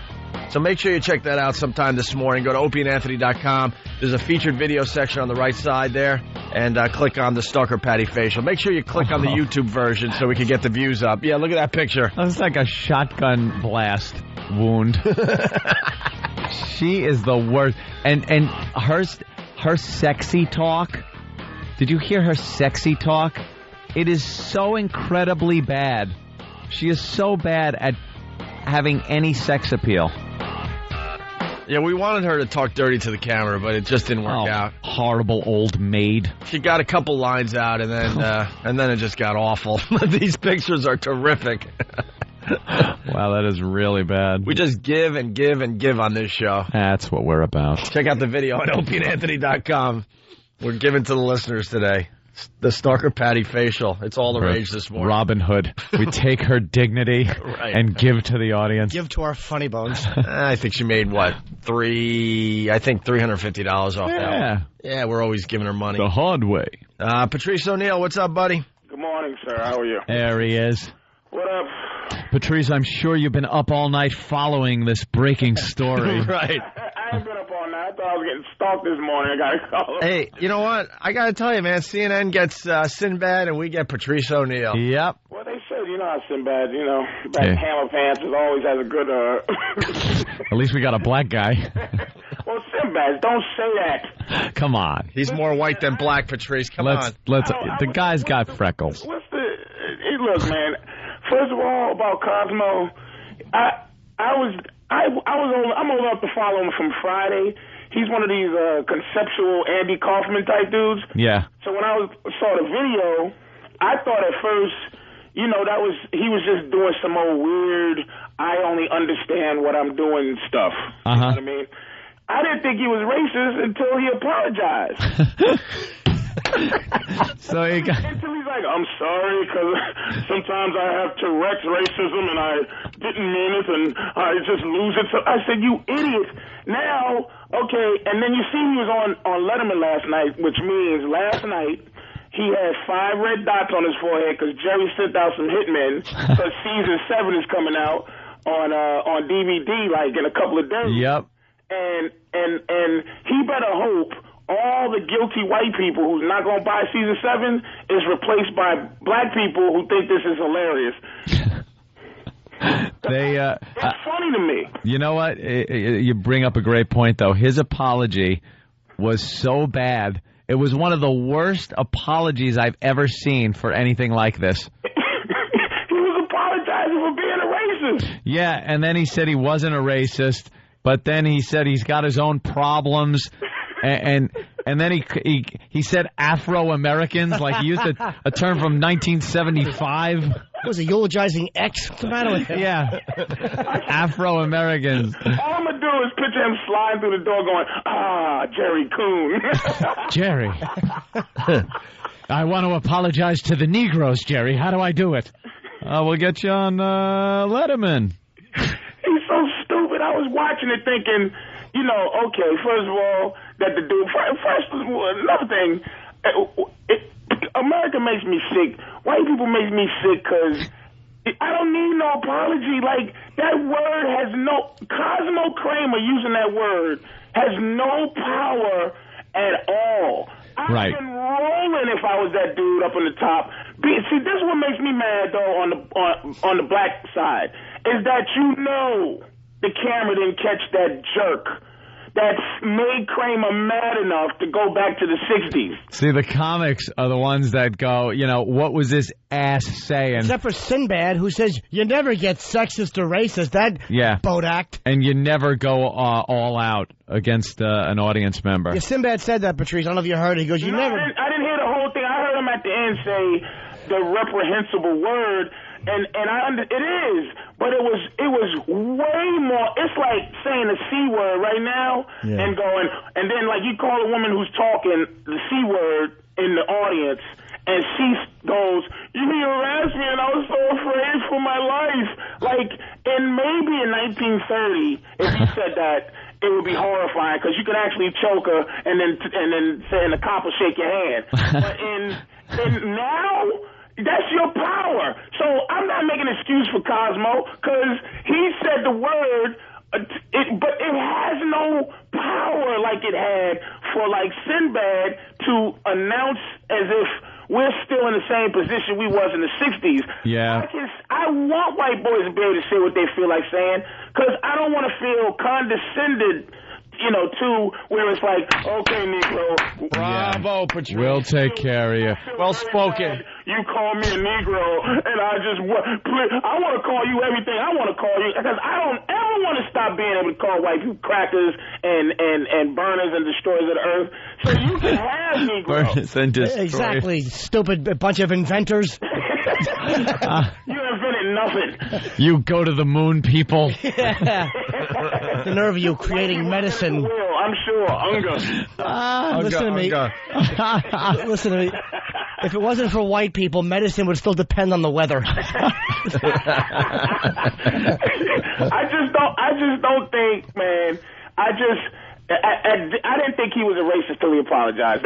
The apology was worse than what he did. Because he's a crazy type dude. If you ever watched that show Friday back in the day, Yeah. he's out of his mind type of guy. He did all that. It was a weird character he used to do, and then he would just do, like you said, this conceptual stuff.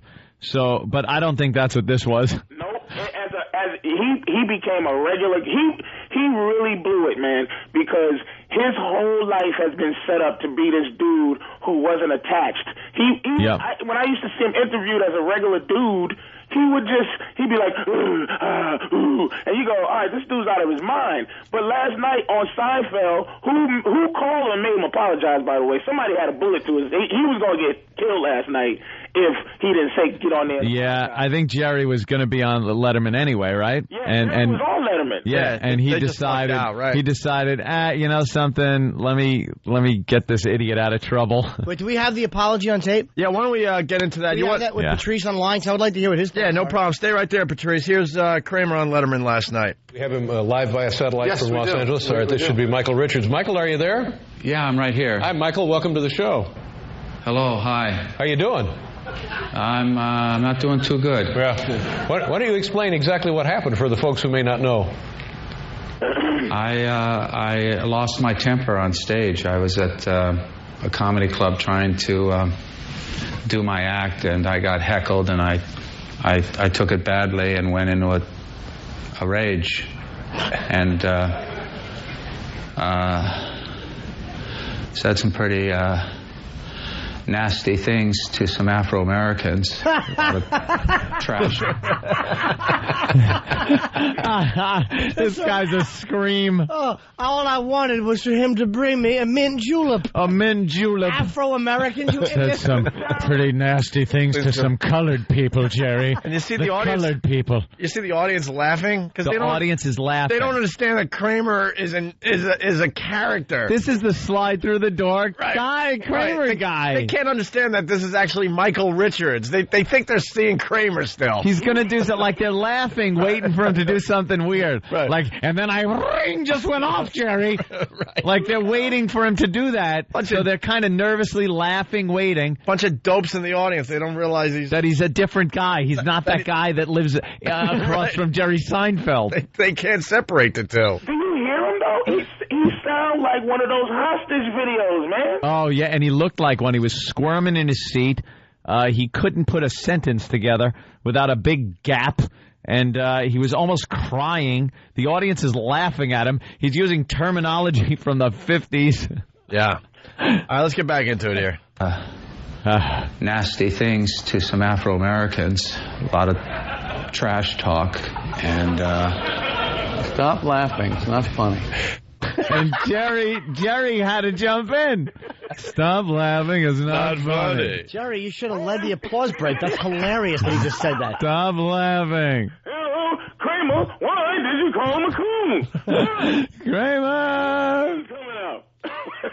Stop laughing isn't funny. But it is funny, Jerry. It's a real moment. It's funny. Stop laughing, because he knew this guy was really trying to apologize, but he couldn't. But it was... And Jerry's thinking season 7 money. They could have used the situation by going with the laughs with the audience, going, you know...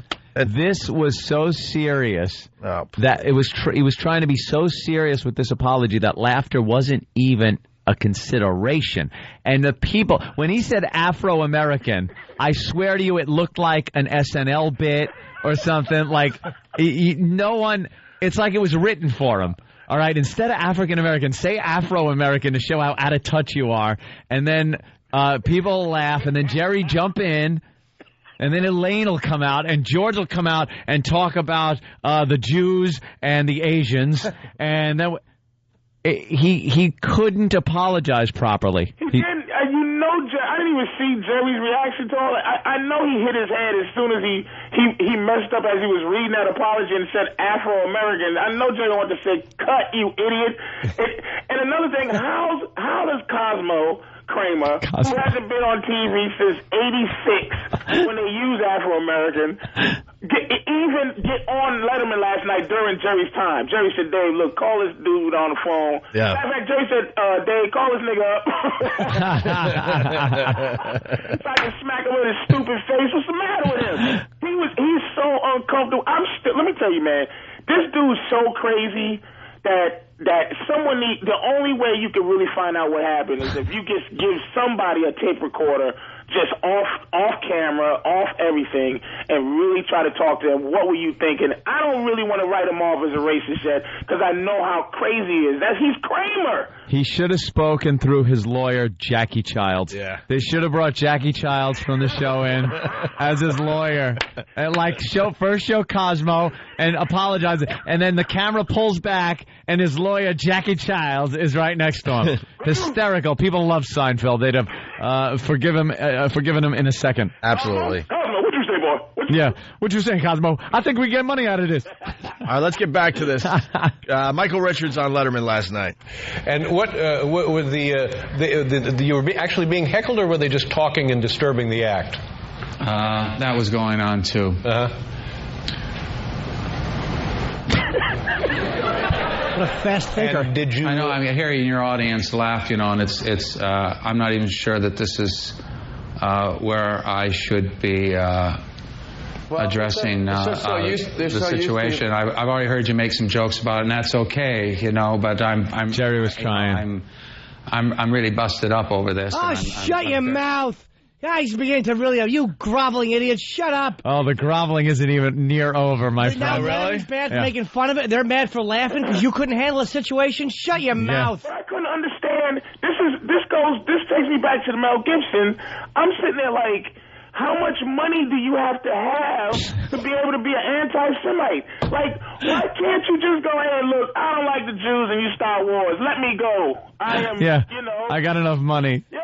Like, what is these apologies is what makes you seem like, I'm sorry. You know what you should say? I'm sorry, I usually do a better job at hindering my disgust for other races, but I blew it last night under pressure. Yeah. Talk about that, man. But, that's the worst thing you can say. He should say I was playing, and then keep it moving. No, he was just, I apologize. It's like he mowed down a schoolyard full of kids in a car. I don't want that little pussy apology. Excuse me. I don't want that. That apology means nothing to anybody black. It's like, shut up, you racist. Matter of fact, white people go, figures. What are you gonna do? Yeah. Kramer's a racist. All right, let's get back into this. I didn't like the way he was. He's like being mad at Letterman for making fun. What is Letterman supposed to do? Not address it, you jackass? Yeah. Yeah. A couple of jokes were made, Jerry. I mean, that's okay. I mean, since I couldn't do it, you might as well. I'm really busted up over this, and I'm very, very sorry to those people in the audience, the blacks, the Hispanics, the whites, everyone that was there that took the brunt of that anger and hate and rage and how it came through. And wasn't the whites or the Hispanics? I'm concerned about more hate and more rage and more anger coming through. Not just towards me, but towards a black-white conflict. Oh, now he represents all of white people in this country and how blacks feel about. He actually started coming off like he represents white people and doesn't want this to ruin the relationships between blacks and whites. The great relationship that's going on between blacks and white people. Who does he think he is, Rodney King or the Ocean? What's the matter with this?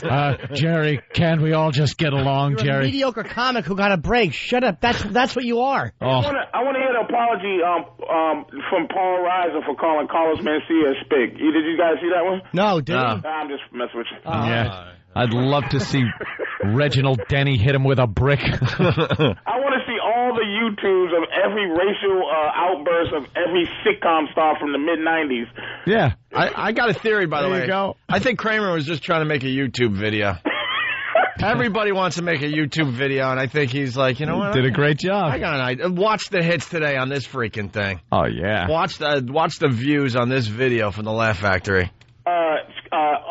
Jerry, by the way, Right. if you don't plug Black Phillip for, the 25th, I'm going to call you a racist. You're doing your Saturday show, your show this Saturday? Yes, this Saturday on XM. All right. Hey, Patrice, what? Saturday night from what, 9 to midnight, Patrice? Just tell him. I believe. I don't know the exact time. I think it's 9 to midnight this Saturday. Who's Patrice your O'Neal co-host? on XM. Cosmo. Patrice, who's co-hosting? Where'd he go? Patrice? What, did he hang up? He's gone. Oh, did he hang up? Or We're not even done with this. All right, look, here's the... Goddamn. I know. I'd like to scream at you in a balcony. Probably didn't pay his phone bill. Damn lazy. A black-white conflict.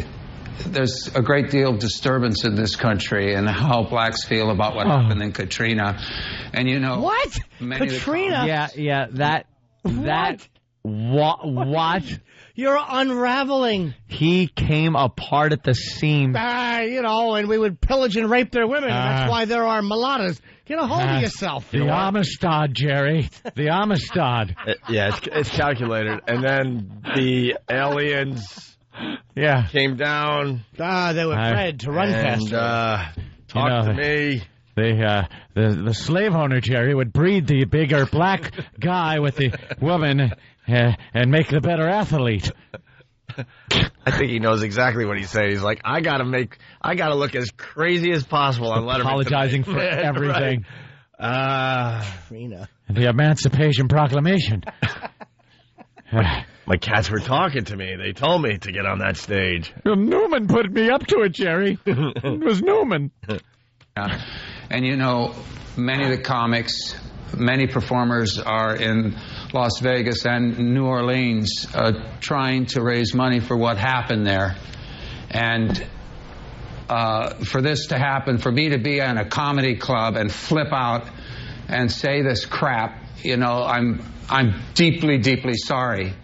Oh, how much more sorry? God, did he annoy me with that? Wow. How about just like, look, man, I got really angry. I screwed up. I apologize. It was rather tasteless and stupid. You know, it's not the way I feel. But I was trying to handle it. Genuine. Trying to handle it in a certain way where it was going to be irreverent and a little, a commentary on words, and it really came out the wrong way and looked bad. And, sorry about that, but it happens. You're flying by the seat of your pants up there, and you get aggravated, and, yeah. All right, well, we got more of the apologies from Letterman. I just apologized for him.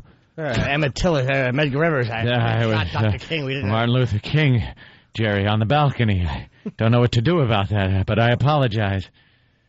Really bugs me. Just addresses Jerry for everything. Right. We have more of the apology from Letterman last night after the break. Also, before we get out of here, Most Dangerous Toys for 2006.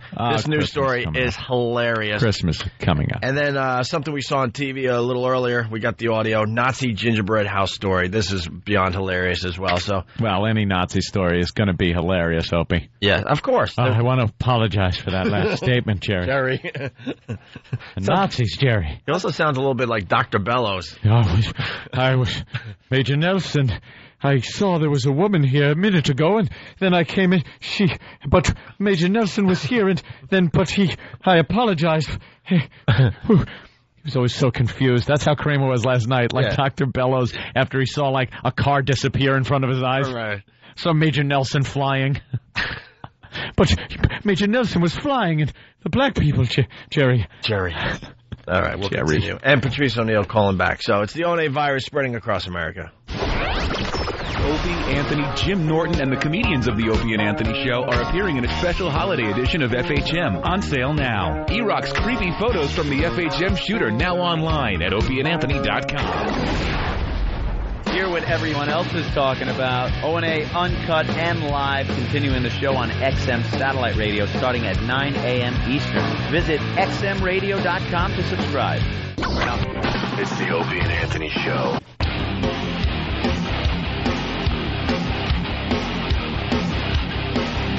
All right, we're back with the Opie and Anthony Show. We got Patrice O'Neal back on the line here. This Kramer thing is just taking over the show today. It's a huge story. Did you hang up on us? Oh, hold on a minute. I tried to get y'all before. Would you hang up on us? Yeah, what happened? I trying to hang up on y'all before you said people say you gotta go. We weren't even close to that. Hey, but listen. No, your phone card ran out. And here's the thing. I heard all three of you immediately. This is why thank you for letting everyone. Every white person is racist. This is why it's a good thing that Cosmo Kramer, because the first thing Opie goes is, he's lazy. And then Anthony goes, his phone probably got cut off.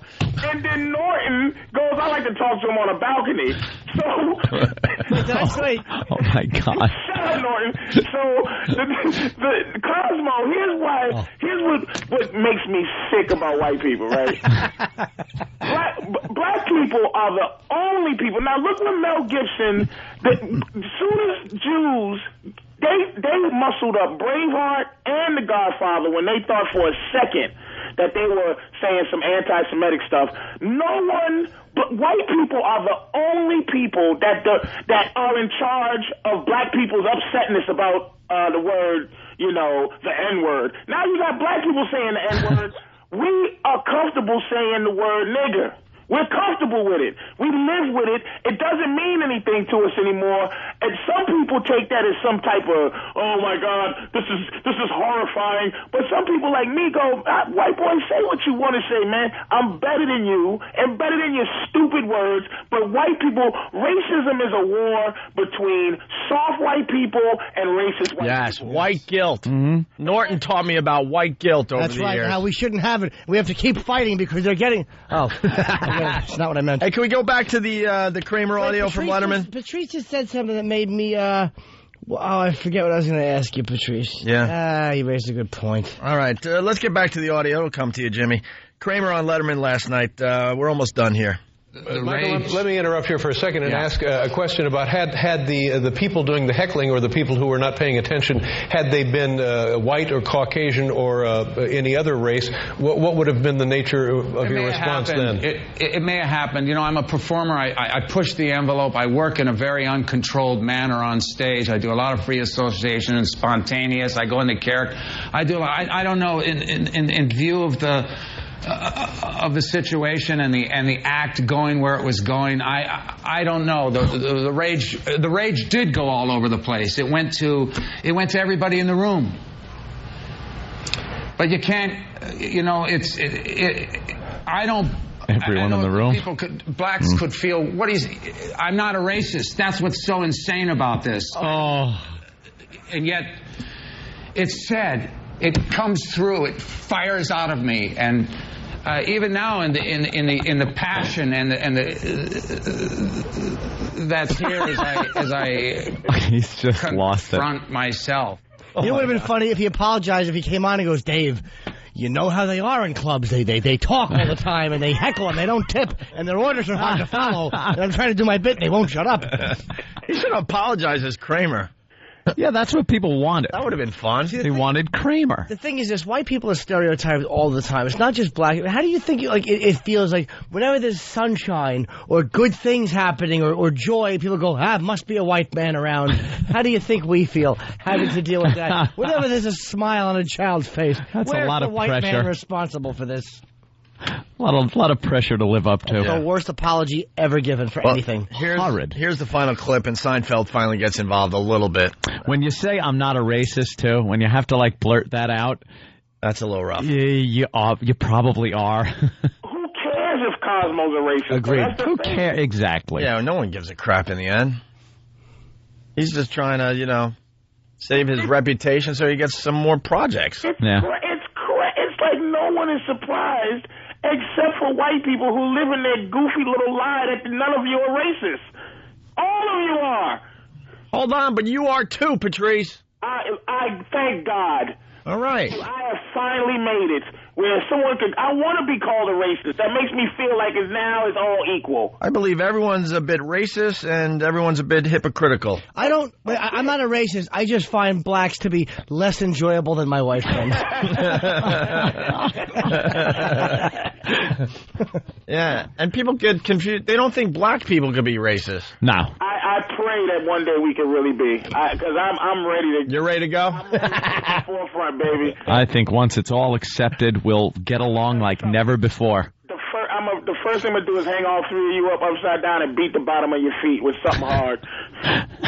Wow. I know, our perfect pink feet. Hey, I've been writing it down. I'm ready. All right. Yeah, Patrice has a list he's got to get to. I'm ready, baby. And he doesn't even want to do that to hurt us. It's just a sexual thing for him. Maybe you can hang us on a swing in your bedroom, creep. My fault. I didn't finish, and also I want to tickle you. All right, let's get into the last clip here. Seinfeld getting involved near the end. And having apologized, is there much more you can do? Much more you would like to do? You should have done a I just plug. have to do personal work.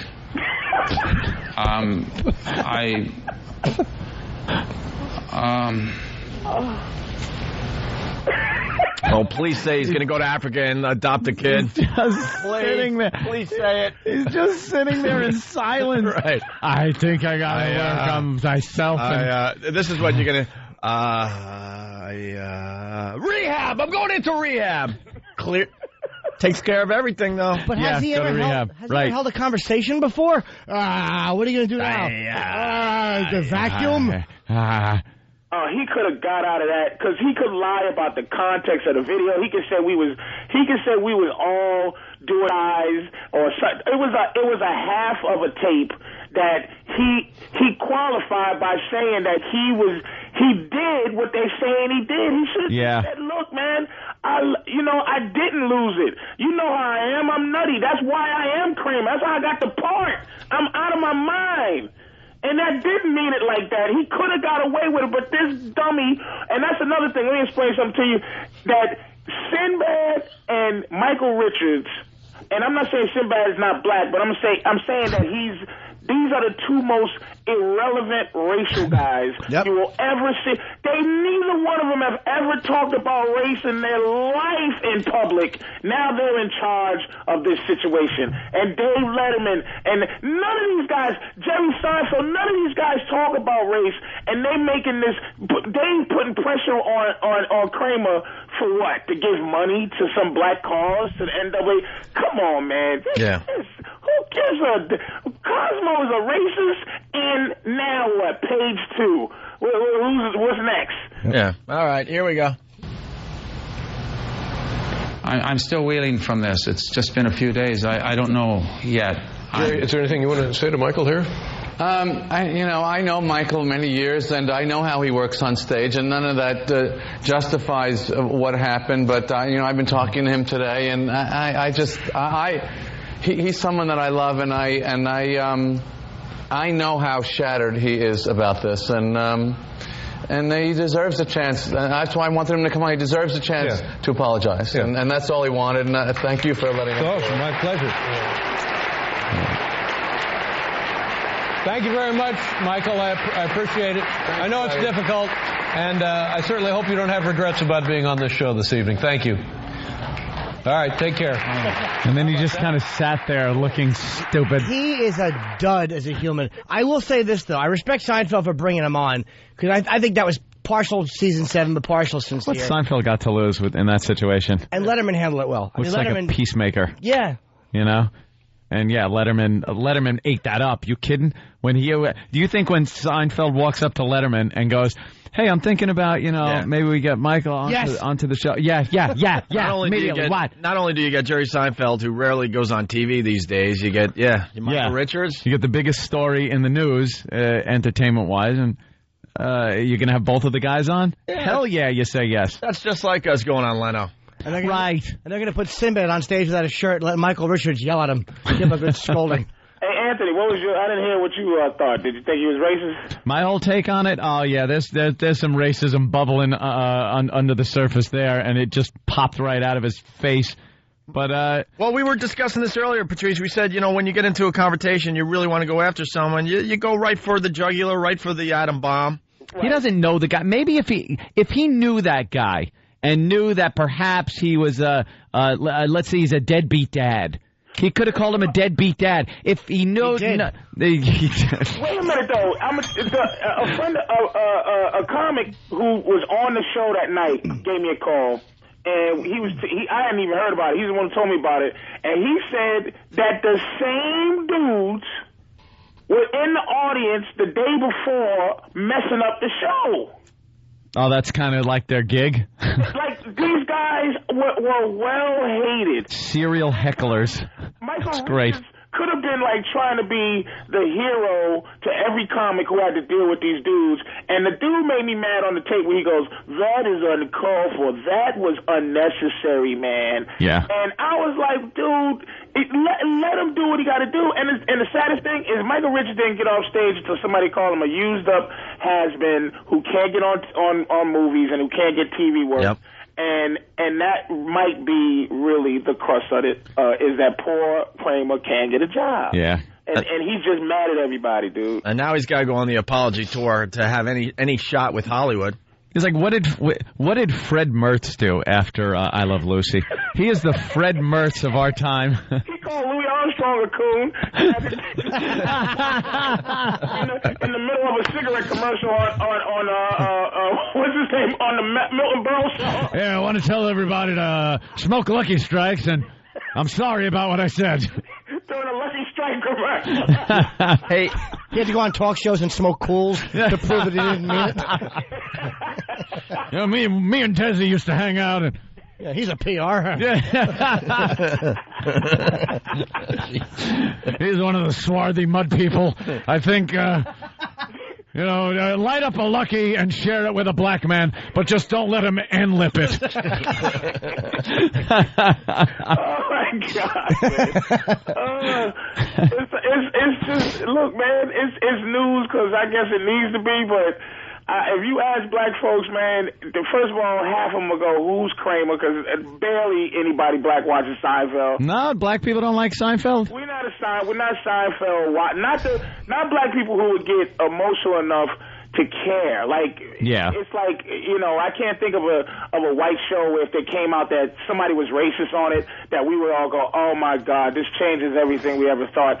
Kramer's not beloved in the black community. It's like, you watch it. I mean, thank God, I've never watched it up until syndication. And for syndication, I got a chance to watch it, but when it was out, he's not beloved. He's beloved to white people who could get to escape the fact that they are racist.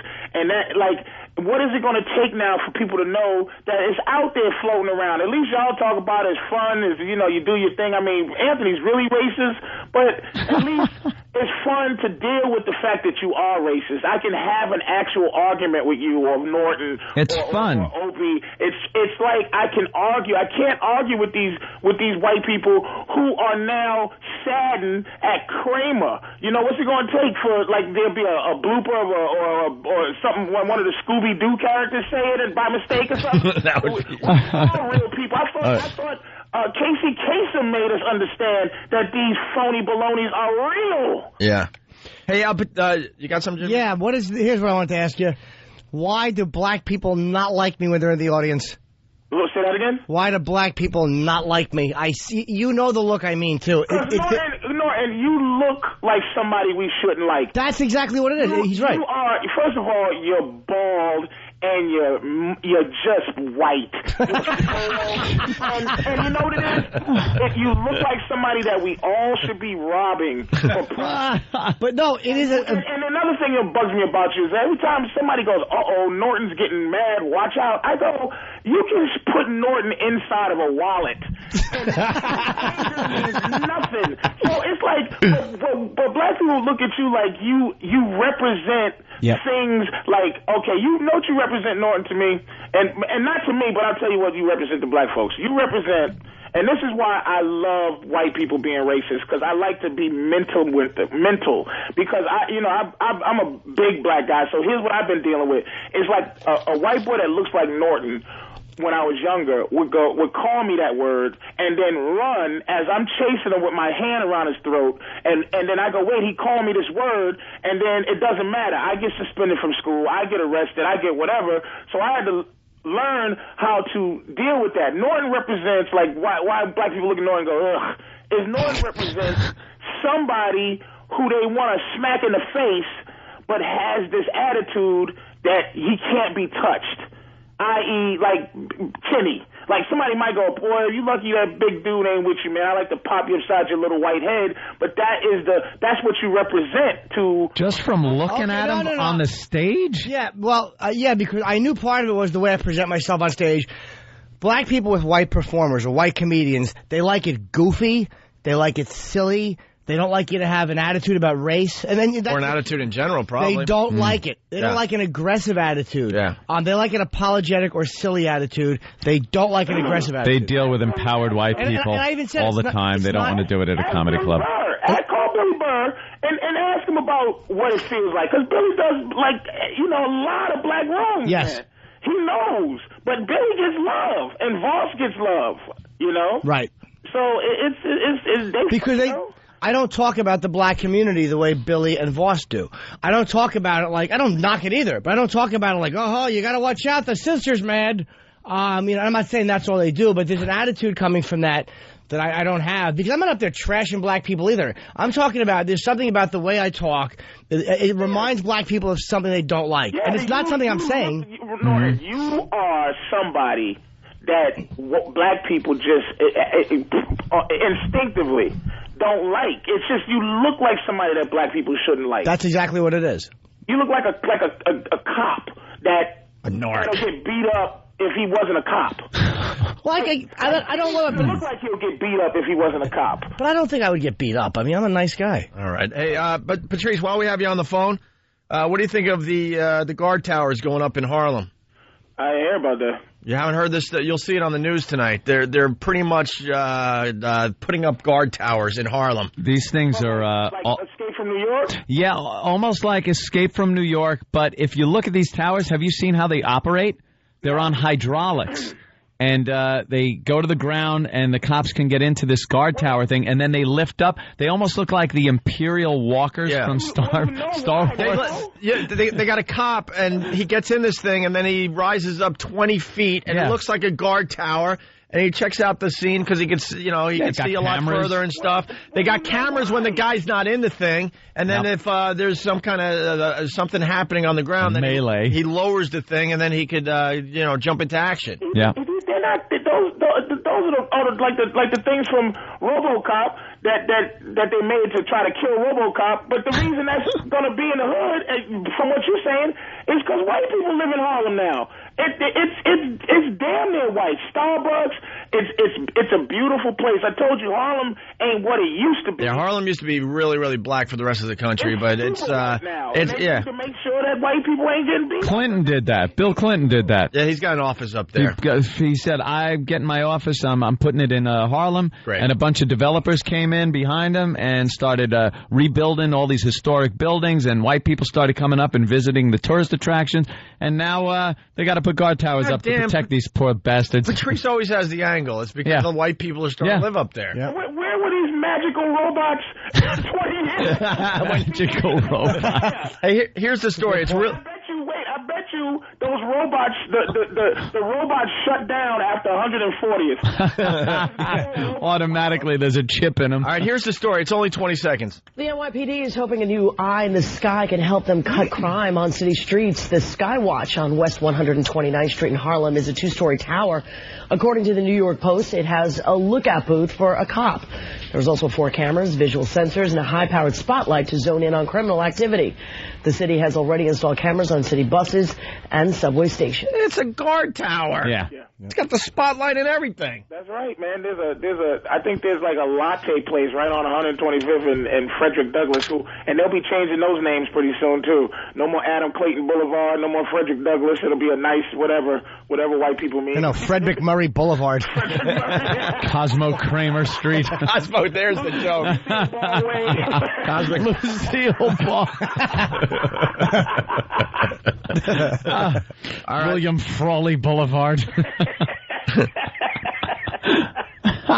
Patrice, always a pleasure. Thank you. Patrice is going to be doing a show on XM this Saturday night from 9 to midnight. What happened? Did you leave Web Junk? Someone said that Brewer is on it. Are you not? Did you leave? I left. I mean, and it's like, that was a smart thing to do to get Brewer, because he, talking about Web Junk, right? Yeah. It's a smart thing to get him because, he just brings an entirely different a bunch of people. I'm actually happy they replaced me with somebody that's like Brewer and not like just some lame.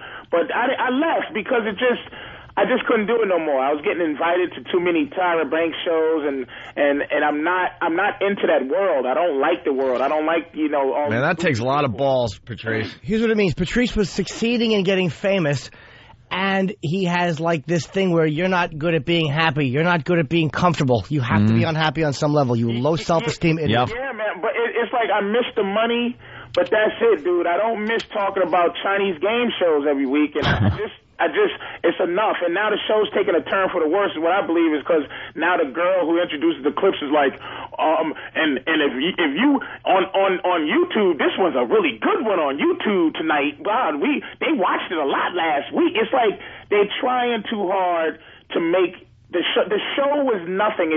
People can see those clips on the internet. It was like I couldn't make them funny enough to make the show something that was special. Yeah. It just was enough, man. And they were smart making Brewer the host because he brings his own thing and he brings his own fans, man. So good luck to him, man. But I got to tell you, I saw Brewer do it this weekend. He did a great job. He really did. And it doesn't stink. It's all you got to do is at least just have some passion for the clips.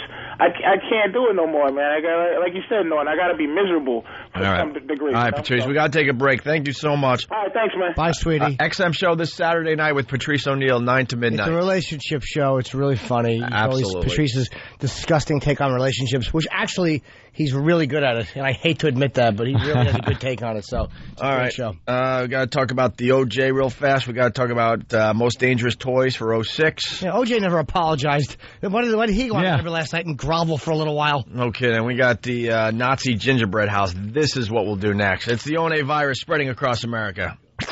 Oh, jingle bell, jingle bell, jingle all the way. It's the 2006 Homeless Shopping Spree, only on the Opie and Anthony Show. Coming soon to a snooty mall, maybe one near you. Whoa, whoa, whoa, whoa. The Opie and Anthony Show will bring a busload of homeless degenerates shopping for Christmas presents. And you, of course, are invited to watch and shop along. Golden Buns is gonna get busy. Immerse yourself in a time-honored tradition. Enjoy the holiday spirit and the stench of booze and vomit as we partake in another homeless shopping spree on the Opie and Anthony Show. What? It's the Opie and Anthony Show. It's the Opie and Anthony Show on XM 202. What else is happening today? By the way, this is the Opie and Anthony Show. We should call it a program. Huh? Program. I hate the word program. It's like the 50s. Showgram. How about showgram? Showgram? Ugh. That's what grandmas always used to call the soap operas. I gotta watch my programs. My cereal. Or my stories. My serials, yeah. Yeah, my serials. Well, Fox wimped out. They bailed on the OJ book and the special. Under pressure. Not from the general public that loves peering in on this crap. The trial itself got more viewers than any other trial. It made things like Court TV. They were nothing before that. And people want to see this. Yeah. Regardless of how tasteless, disgusting it is, people want to see it. There's a market for it. Yep. It's changing. It's kind of scary. I mean, the media used to be all about controversy. They used to jump on things like this. Yeah. But, man, it is changing out there. What were they worried about? The advertisers? Yes. Banning Fox News Channel and everything else they have their hands in? I've said this all the time. I love to see one company ride out a boycott. Yeah. A threat of a boycott. Absolutely. Because it never seems to happen. They threaten and say, we're going to boycott. Unless you do this, we're going to boycott. And then they always cave in. I want to see what would happen and go, okay, boycott. Well, Walmart, I don't know what the effect was, but last year, now Walmart's using the term Christmas again, which I'm glad to see because I hate the political correctness of it. Yeah. I think last year the Catholic League boycotted them. I don't know what effect it had, but I guess it had some effect because they're Midwestern. Because they're starting to say Merry Christmas. Good, they should. Yeah. You know what is interesting? OJ's ready to talk. OJ's ready to say some things. You know what's going to happen? This is going to end up on the internet. Yeah. And this isn't the internet of 5 years ago. People are going to be like, all right. You're able to download Right it and on. see it, and it's there. It's Yeah. on YouTube, and they're charging me $5 to see this. I'm in. Television and radio are just you dummies. You're digging your own graves. You don't understand how irrelevant you're becoming. The more restrictions that are put on broadcast mediums, the more people realize the freedoms they have on the internet. Yeah. And the stuff that's available there. And you know, regular radio and regular TV, they didn't, you know, 5 years ago, the internet, stop. Yeah, remember? We'll worry about it when it's actually competition. Well, guess what? It's here, and it's happening. And OJ's ready to talk, and that's where he's going to go next. He's going to go, all right, someone make me a deal. I'm ready. I'll tell you everything I was going to tell you on Fox News Channel or Fox or whatever. I think someone else will pick up the book. I hope so. Tell you the truth. I'd love to hear his account of the murder. Excuse me. Wouldn't you like to hear OJ's account of the murder? Sure, even if it's silly. Stop. Even if it's filled with cute anecdotes about football. I probably would have ran, and if you did little football anecdotes. It's not silly. I did the Heisman Trophy pose. It is the confession with some names changed. That's what it is. Yeah. It's absolutely the way he killed those people. And who doesn't want to read that? Of course you do. You'll get a few on the phones. I think they did the right thing. Most people want to see this thing. And, you know, of course they parade out the families of the victims. They're not going to be into it, but yeah, they have a little personal interest in this not being released and OJ not getting any publicity, but not as a, you know, maybe it is. I was going to say not as like a gawker or some kind of a morbid curiosity, but it really is a morbid curiosity. But it's also, this has been going on for so long. The case is so old that you really want to hear it now from the horse's ass. That you want to hear how he did this, what happened, if there were any inconsistencies with the evidence that was presented, if he's going to go the whole other way and just make it total BS, or if he's going to follow what really happened and go, wow, you know, the prosecution pretty much had everything spelt out right. But now what? Got to wait? That ain't happening. He's going to lie. He's just doing this for money, but he obviously wanted to talk about something, and they should have let him. Yeah. Well, I'd like to see him broadcasting again, to be honest with you. I'd watch every game especially if he said you got to slash left and cut right. If all he did was murder analogies. The old days, they would have hired him. He would have been on that field. Oh boy, he almost took his head off. I know what that's like. Do you, OJ? Whoa. Let's go to Chris in Arizona. Chris. Hey, what's up, fellas? Hey, Chris. Hey, you talk about the OJ thing. Why don't you guys bring him on the virus, you know, so he can say... Love to have OJ on the show. Love to have OJ on, dude. OJ has an open invitation. All right, where's Roland? Roland, book Orenthal James Simpson. Immediately. We'd love to get OJ on. I'd love to hear Roland say Orenthal.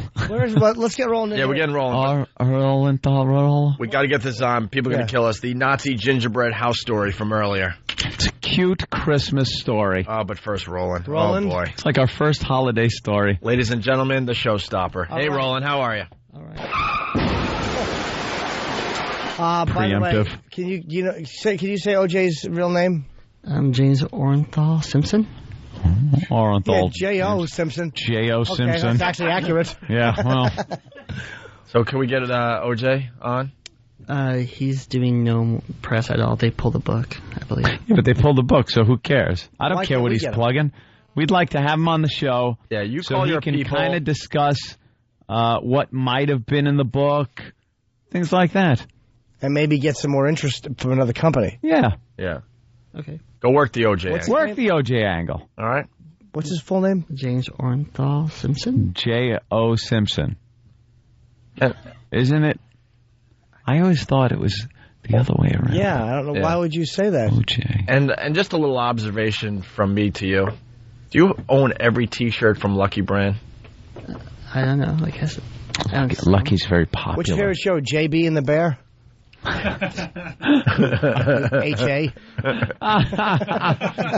Roland loves the Lucky Brand T-shirts. They're comfortable. You got every single And he one. smells like, I can smell you from here, you vanilla Yes. fairy. He smells like vanilla. I want to hug Roland. Give him a hug, Jimmy. All right. Oh, look. Jimmy's walking over to Roland. He did a little hug. Aww. Jimmy put his foot up. Got a little whiff. How did it feel? It's a little too much today. He has like a little too much. Is it? Yeah, it's just a very strong. I like the smell though. I say that he put a little too much in the laundry this time. It's a vanilla scented thing. He went through the whole thing with me. He washes it. He puts. What are you covering up? It's like you walk past a Yankee Candle in the mall whenever Roland comes in the room. A Yankee Candle. What the hell is that? Yankee Candle. All right, Roland.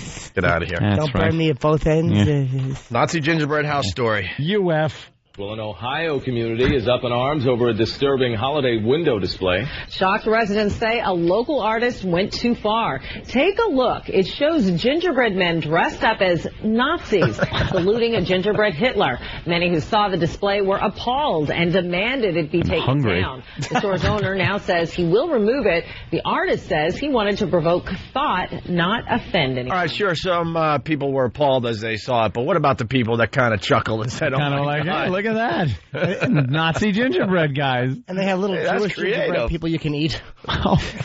Why not? If you're on a diet. Wow. I want to apologize, Jerry. Against, I am not racist against gingerbread people, Jerry. Lunatic. That guy's just an ass, but you gotta love him. He's got balls. Why couldn't the artist offend people? You know what? Being offensive is okay sometimes. I don't know why it has become against the law to offend. To offend. You're allowed. You can't incite. You can offend. You can say things that people don't agree with and don't find pleasant. That is well within your rights without having to make an excuse or anything like that. You'll have to pay the consequences. And a lot of people, the only reason they apologize is to try to not pay those consequences and keep their careers rolling. But it's not a law. You're not cast out. Jesus. Hey, what's so touchy? You're sweet. We got to get the owner of this place on the radio. Are you trying to get him? We'd love to talk to this guy. That would be good. I heard he's banned from the place, huh? What? Michael Richards banned from the Laugh Factory. Oh, really? Yeah. Oh, no, I'm talking about the other guy, Gingerbread Man. Oh, that guy. I thought you were talking about Laugh Factory What happened guy. with Jerry Masada? We're trying to get him. He said he would call the show today, but he's probably doing other press. Well, Yeah, they're must doing be like busy. They're doing like press right from the Laugh Factory with the nice logo right in the back. Yeah, What, is he you're banned going to from want the Laugh that. Factory? I heard that last night. That's stupid. kind of banned. That would be stupid. Well, maybe he's afraid of some kind of retribution from Mm. physical. Knowing Jamie a little bit, not only is he not banned, he's going to be headlining the New York Club for the whole month of December. You think he's like kind of digging this in a way? Jamie needs a little help with the Publicity. Laugh Factory in New York. Getting some publicity. If It's Jamie kinda could, nice. he would give him a month run at the Laugh Factory in New York. He don't care. Jamie doesn't care. Month run list of racial backgrounds of people in the audience, like the most diverse audience ever. That was the worst apology I've ever seen. Yeah. It was groveling and embarrassing and just disingenuous and all over the place. Our Bud Dwyer had a better apology. Absolutely. Yeah. Why don't you just pull a whoopee cushion out of the bag and sit on it, you jackass? Hey, Kat in Jersey has more on that story. Yeah, we got to get Gingerbread Man on the show. These are the type of people we need to talk to. Right. Kat, what's up? Hey, guys, I read that last year the same artist did a window display of a kid with a chemistry set making meth. Oh, really? Gingerbread Meth Lab? Meth Lab. My first meth lab, exactly. So the guy apparently does this every year and makes these outrageous, politically incorrect gingerbread scenes. Well, I don't think it was gingerbread last year, but there's another one, too. If I find it, I'll send it in. But the guy's got a sense of humor, and people don't, so... All right. Well, the Nazi thing, you could see it kind of offending somebody maybe strolling by. They see a scene from Nuremberg played out in gingerbread. That might upset some people. Yeah, we understand that. And I want to add a little asterisk here about the Michael Richards thing. I watched Seinfeld's segment last night, Not to Be Lost. He was damn funny. Talking about kids. Him and Letterman had a thing with being a father, and none of it was corny. It was really funny, man. Yeah. That's what sucks. No one's going to remember what Seinfeld said on that it really show. bugged me how funny he was about his kids. I was like, God damn it, he's Yeah, because really good. right after the apology, he was like, well, it's going to be easy to seg back into the funny. What a pro. And thank God they took a break, came back, and then just went back into it. But yeah, it's pretty funny about his kids and everything. Yeah. Right. How he said he takes the little heads off them as Play-Doh figures and leaves them in the bed. There's like a mafia warning. I was chuckling like a fat housewife enjoying that. I'm a housefrau. Also, every year you get the list of the most dangerous toys. Yeah, around this time, Christmas, boy, toys, they'll kill your kids. Very dangerous. Do we remember the toys we grew up with? The worst toys ever. No safety. No, they didn't have to run past anyone. Someone had an idea for a toy. It got made. It got sold. Absolutely. Remember the toy you play with when you were a kid? My favorite was the uncle's penis. Can't get that anymore. Is this part of your therapy? Yes, you can. Is this part of your therapy? There was a toy. When I was growing up, there were a few. One was called the Uncle Fester light bulb. Ew. It was because Uncle Fester and the Addams family used to put a light bulb in his mouth, and it would light up. So it was this thing. It had a battery in it, but you had to put a piece of tinfoil under your tongue for the contacts to connect. So, first of all, tinfoil in your mouth isn't a good idea in case it hits a tooth or filling or something like that. It'll hurt. Right. Secondly, talk about a choking hazard. All right, kids, now tear off a small piece of tinfoil, fold it up, and put it under your tongue. Then there were incredible edibles where you poured some type of chemical that God knows what it was into a metal mold and baked it at 800 degrees. Hold on. Everyone knows Incredible Edibles. What amazes me today is that you remember the Uncle Fester mystery light bulb from 1967. Was that from 67? How do you remember this crap? I remember the basic toys from my youth. Oh, that one, I remember that. The James Bond briefcase that shot out little things. Six Finger, where you put it was an extra finger that you put between your middle finger and your ring finger, and it shot darts out. Like pointy darts. And by the way, no suction cups when we were kids. By the way, if we're going to be talking about dangerous toys, the king of dangerous toys, the lawn darts. Lawn darts. Yeah. Lawn darts. We're going to loft these giant darts in the air, practically out of view. No, and when they come down, what do you do? The greatest part was it was these two circles, and you stood behind your circle, and your brother, in my case, would stand behind his circle, and you'd try to get your dart in the circle. But then that game got boring, didn't it? So now it was time to put brother in the circle as you threw the lawn dart. Who could get closer to the foot without actually having to take him to the hospital? Right. And by the way, can I say that the most dangerous toy, because you remember when you were a kid and you'd get the Easy Bake Oven, and you'd put your underpanties on, and when you didn't bake it right, the man would hit you. Does anybody else remember? The little plastic man would come out and punch you in the eye. Take the little oven mitts off my hand. Click-clacks were just brutal. Big glass beads about the size of golf balls on the end of strings, and you would just tick, tick, tick, tick, tick, and they would go further and further apart as they gained more energy hitting each other until it went over the top. And that was the trick, to get it to bounce on top and the bottom and go clack, clack, clack, clack, clack, clack as you waved your hand around. And when they shattered, it was like some kind of anti-personnel device going off. What about it just hitting you in the temple? That's another one, yeah, when it would wrap around your wrist. And one side would do that, and the other side would just knock you in the nose. Or you dip them in confectionery sugar and hand them to your retarded friend. All right, here's this year's most dangerous toys. This year, toys with super soakers that are super fast, shoot super high, and are even shaped as Superman seem to be anything but, well, super. Super? Oh. It's a problem each year. Toys with dangerous parts find their way onto store shelves. Last year alone, 20 kids died from injuries caused by their toys. All right, listen. Sucks for the families. Yeah, it can't be 20 lousy kids. 20 lousy kids. But we're sacrificing fun to get perfect stats. Yeah. What are we going for? None kids hurt by toys? It's never going to happen. But in the meantime, you're taking our fun away. A kid could get killed, probably has been killed by a Nerf football at some point in Nerf's existence. I'm sure it hit his temple right and something happened. You're never going to get down to zero. Yeah. 20, though? 20? I say we're doing a pretty damn good job. How many toys are sold every year? It'd be funny if it was only 30. Well, yeah. And that is pretty dangerous. 10 lucky kids that didn't die. I want to invent a super soaker that encourages the kid to drink out of the tip of the thing, and yet he has to put his toe on the trigger and squirt it, and the juice goes in his mouth.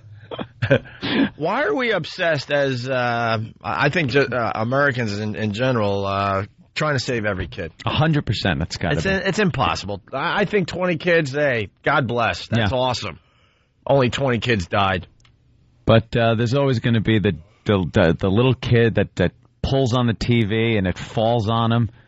TVs aren't always going to be safe. Everything. Never going to be 100%. I don't mind them raising awareness if something happens. Like, you're like, oh, my God, we do need to fix that because that happens. But they tend to panic and then wreck it for everybody who knows better. Dangerous parts find their way onto store shelves. Last year alone, 20 kids died from injuries caused by their toys. That's enough. Strangulation, small parts, choking hazards have the potential to cause brain injury and death. So the kinds of hazards we're talking about are not small things. We're not talking about cuts and scrapes and bruises. According to consumer advocates, these 10 top this year's list as the worst toys. This pyramid stacker with a sharp, pointy top and solid wood dowel. If a toddler falls on it, they risk blunt force trauma. It's a punji steak. You just give a little punji steak to a kid. Can't that happen with every toy out there?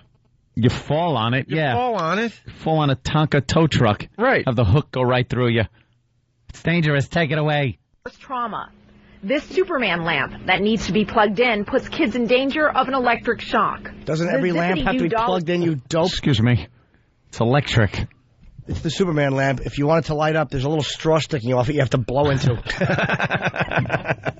Danger of an electric shock. The Zippity-Doo dolly with detachable buttons and Fear Factor candy that challenges children to eat as much as What is the Zippity-Doo dolly? What a cute name. What is that, a pillow for your kid to bite? I like the Zippity-Doo dolly, Mother. Here, bite this, fairy. That one should be banned just because of the name. The Zippity... Do you know what that is, Kev? The Zippity-Doo dolly? Never heard of it. No. See? Dolly with detachable buttons and Fear Factor candy that challenges children to eat as much as possible in as fast as possible, both choking hazards. This pram decoration and this little Snoopy both have long strings that a baby could get tangled in and strangled by. What?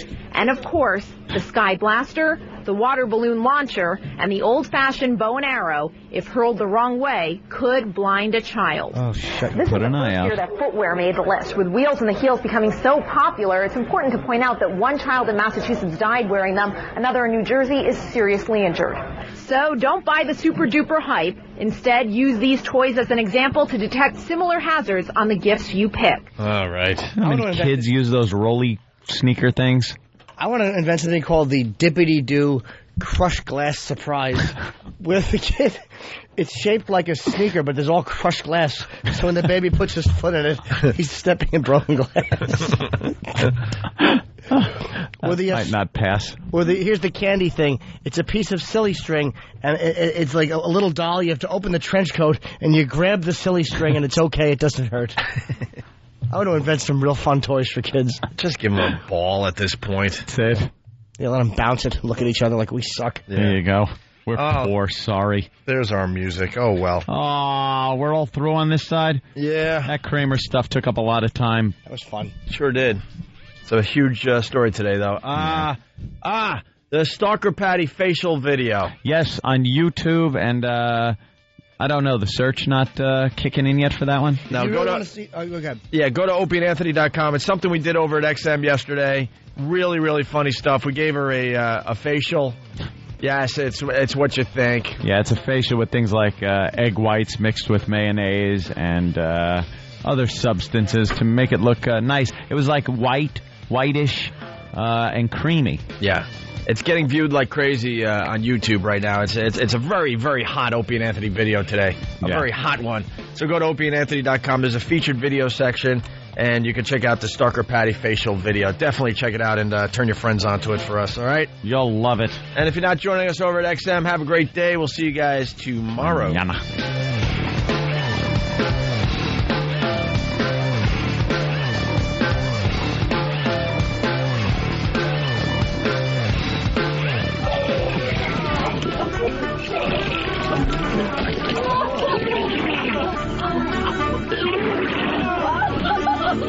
It's the 2006 Eggnog Challenge, coming to the Opie and Anthony Show Friday, December 1st. If you have a hankering for rich, creamy, thick holiday eggnog goodness, and a lot of it, then you need to step up and take the Eggnog Challenge. For details on how to participate, visit opieandanthony.com or foundrymusic.com. It's the 2006 Eggnog Challenge, Friday, December 1st. It's the Opie and Anthony Show. I'm an big, arrogant, big mouth fucking asshole, right? You are rough, man. And I don't fuck with ugly bitches. He just keeps his women in line, man. A good relationship is always one where the girl is a little bit insecure. That is some philosophy, man. Bitch management. A happy man is a happy relationship. With Black Phillip. It's the return of Black Phillip, a relationship special featuring comedian Patrice O'Neal. This Saturday, November 25th from 9 p.m. to midnight, only on XM 202, The Virus. A happy woman is a miserable man. But women don't even know how they want to be treated. They're goofy. The Opie and Anthony XM walkover begins now.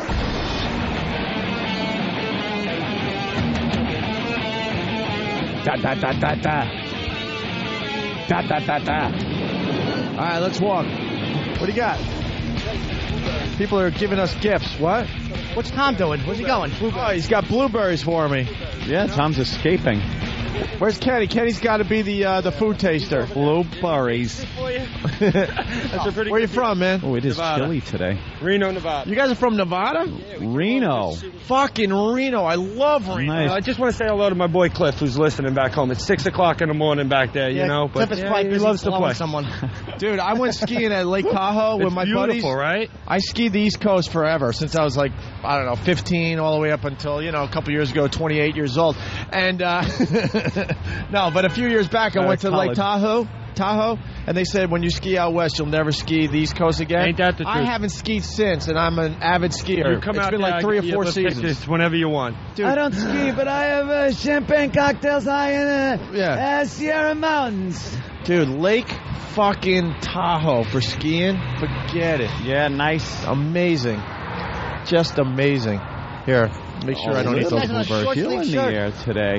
That guy's smoking in a short sleeve shirt. Who is the maniac? What the fuck? He's got to be You are crazy. a kook. I mean, I know what it's like to be a smoker, but Jesus, I love this guy with the camera. You're like Michael Jackson. There Really? we go. That's One right. glove.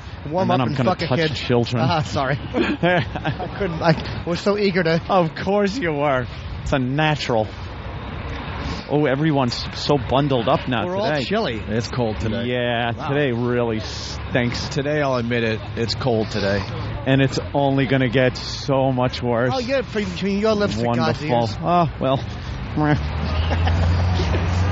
So what are we going to do at XM? Let's order some hot cocoa. Ooh, a hot cocoa with a little cinnamon stick in it. I don't like cinnamon To sticks. stick up my ass. I'll tell you one thing we're doing at XM today, replaying the Stalker Patty bit. Right. And Oh. we're going to say nigger a lot. Oh, come on. Oh, Jesus. Jesus, good Wow, timing. you just passed. Wow. This is New York City, Opie. That is You're in the true. middle of the sidewalk. Yeah. Why don't you just yell pigeon? I decided to roll the dice. What the hell? That is so annoying, though. A huge subject like that, and you got to say I the N-word. know. Really annoying. Fucking FM radio is... They're dopes. They're self-destructing. They really are dopes. They're self-policing to the point where Yeah. they're going to be a non-entity. Today was one of those days where I'm like, thank God we have XM. Absolutely. Thank God we have XM. I Now like we that go every over day, there. though. I love going. I really do. But in general, we could do our show on regular radio. Right. But today is one of those days where you realize, oh, God, broadcast radio is Watch out, doomed Kenny. in the end. Oh, Watch look out, out, lady. You almost got hit by Those the bus. You all wheels. right? Miss, watch it. The bus almost My ran over your feet. God, are you almost okay? got run Miss, over. Be careful. Be careful. Be careful. These bus drivers don't care. They'll run you right over. They're very callous. Don't be so reckless. Be very careful. She said thank you. Okay. All right. All Enjoy right, your day, ma'am. Let's cross the road. Careful, miss. Be careful. Your Watch ass almost landed yourselves. on my face. Be Watch careful. yourselves. Be careful. Be careful, everybody. Another guy in short sleeve shirts. Jesus Christ. How do people wear short sleeve shirts when it's fucking freezing? What do these guys fucking live in Alaska and they're used to this? Yeah, you're here on vacation. Oh, I know. Now we get this. I knew this would happen. We're shivering into the microphone. Here's why I hate the winter. Because they put pantyhose on and their cunt smells like sauerkraut when you go down on them. Fucking stop with the pantyhose, you fucking old ladies. Don't date the German girls then. Sauerkraut? Nothing. Oh, wow. Ooh, What? I like that. Someone talk to him. That's the theme of the Michael Richards. He's a shit sucker truck. How you doing? What's up, bro? We're good with the shit suckers. How are you, man? Oh, my God, what's on your hand? Shit. Shit. You just shook the guy's shitty hand. Oh, you can put that on your radio. Hey, you got Listen to Howard. You got the wow sticker. You're a fan of ours. I'm listening to Howard. Why? He's not. He's got the wow sticker right on the side of his car. Yeah, the wows are right on the He's busting side. our balls. Oh, was that a shit truck, really? Because yeah, it was a shit truck. Oh, my God. He's got a portable toilet on the back. Oh, God! Oh, that isn't... Oh, I think he was listening to Howard, because that thing is strapped to the back that looks like a Porta-John, it's a Sirius unit. Jimmy, you just did the limbo. Yeah, Jimmy backbend like a scene out of The Matrix. I was trying to have him smell my hand. I don't want to smell your hand. Please? That's a Oh, smart it's hairdo so that man cold. has. Hey, good morning. Jesus. Well, you're bundled up. Are you warm? Yeah, Hello. go fuck yourself then. She smiled, though. Ah, fuck her. She was a jolly fat pig. Yeah. Oh, my goodness. Well, it's quite a walkover. You guys do realize that we're going to be shot doing this someday, don't you? Hey, you dead fucker. Yeah, you're dead fuckers. Aren't your hands cold, Clubby? You don't have any gloves on. No, I'm good. Thanks for asking. I'm a martyr. Clubby, make sure you get the out-of-towners. All right. Yeah. The Reno guys. The We Reno go guys. right in now, huh? That's right. Look at us. Thank you for my Pussies. hat. This guy, too. Right in. Yeah, enough chit-chat. Is Bill on the controls? Is he going to cut us off in mid-sentence again? I'm sure I'll say, hey, New Year's Eve, I'll be appearing at the Opie and Anthony show. Stupid Bill. Kiss his lips. Bill. Not now. Now. Opie and Anthony, XM 202. They are the most vile, despicable human beings in the country. Creeps, ankle biter. Obviously, the strength is their ability to turn mistruth into something people would believe. Wow, how long is this guy going to continue to babble and say nothing? All day long. Shut up. All right, here we go.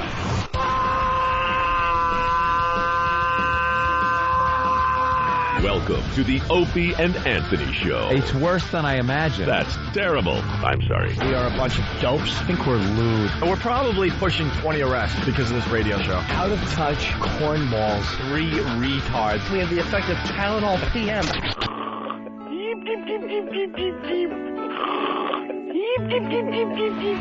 Opie. You know I could have been a model. Anthony. I'm gay. James Norton. I like yogurt. Robert Reed.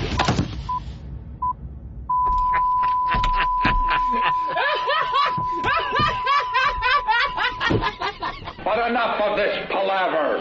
Let's get the show on the road.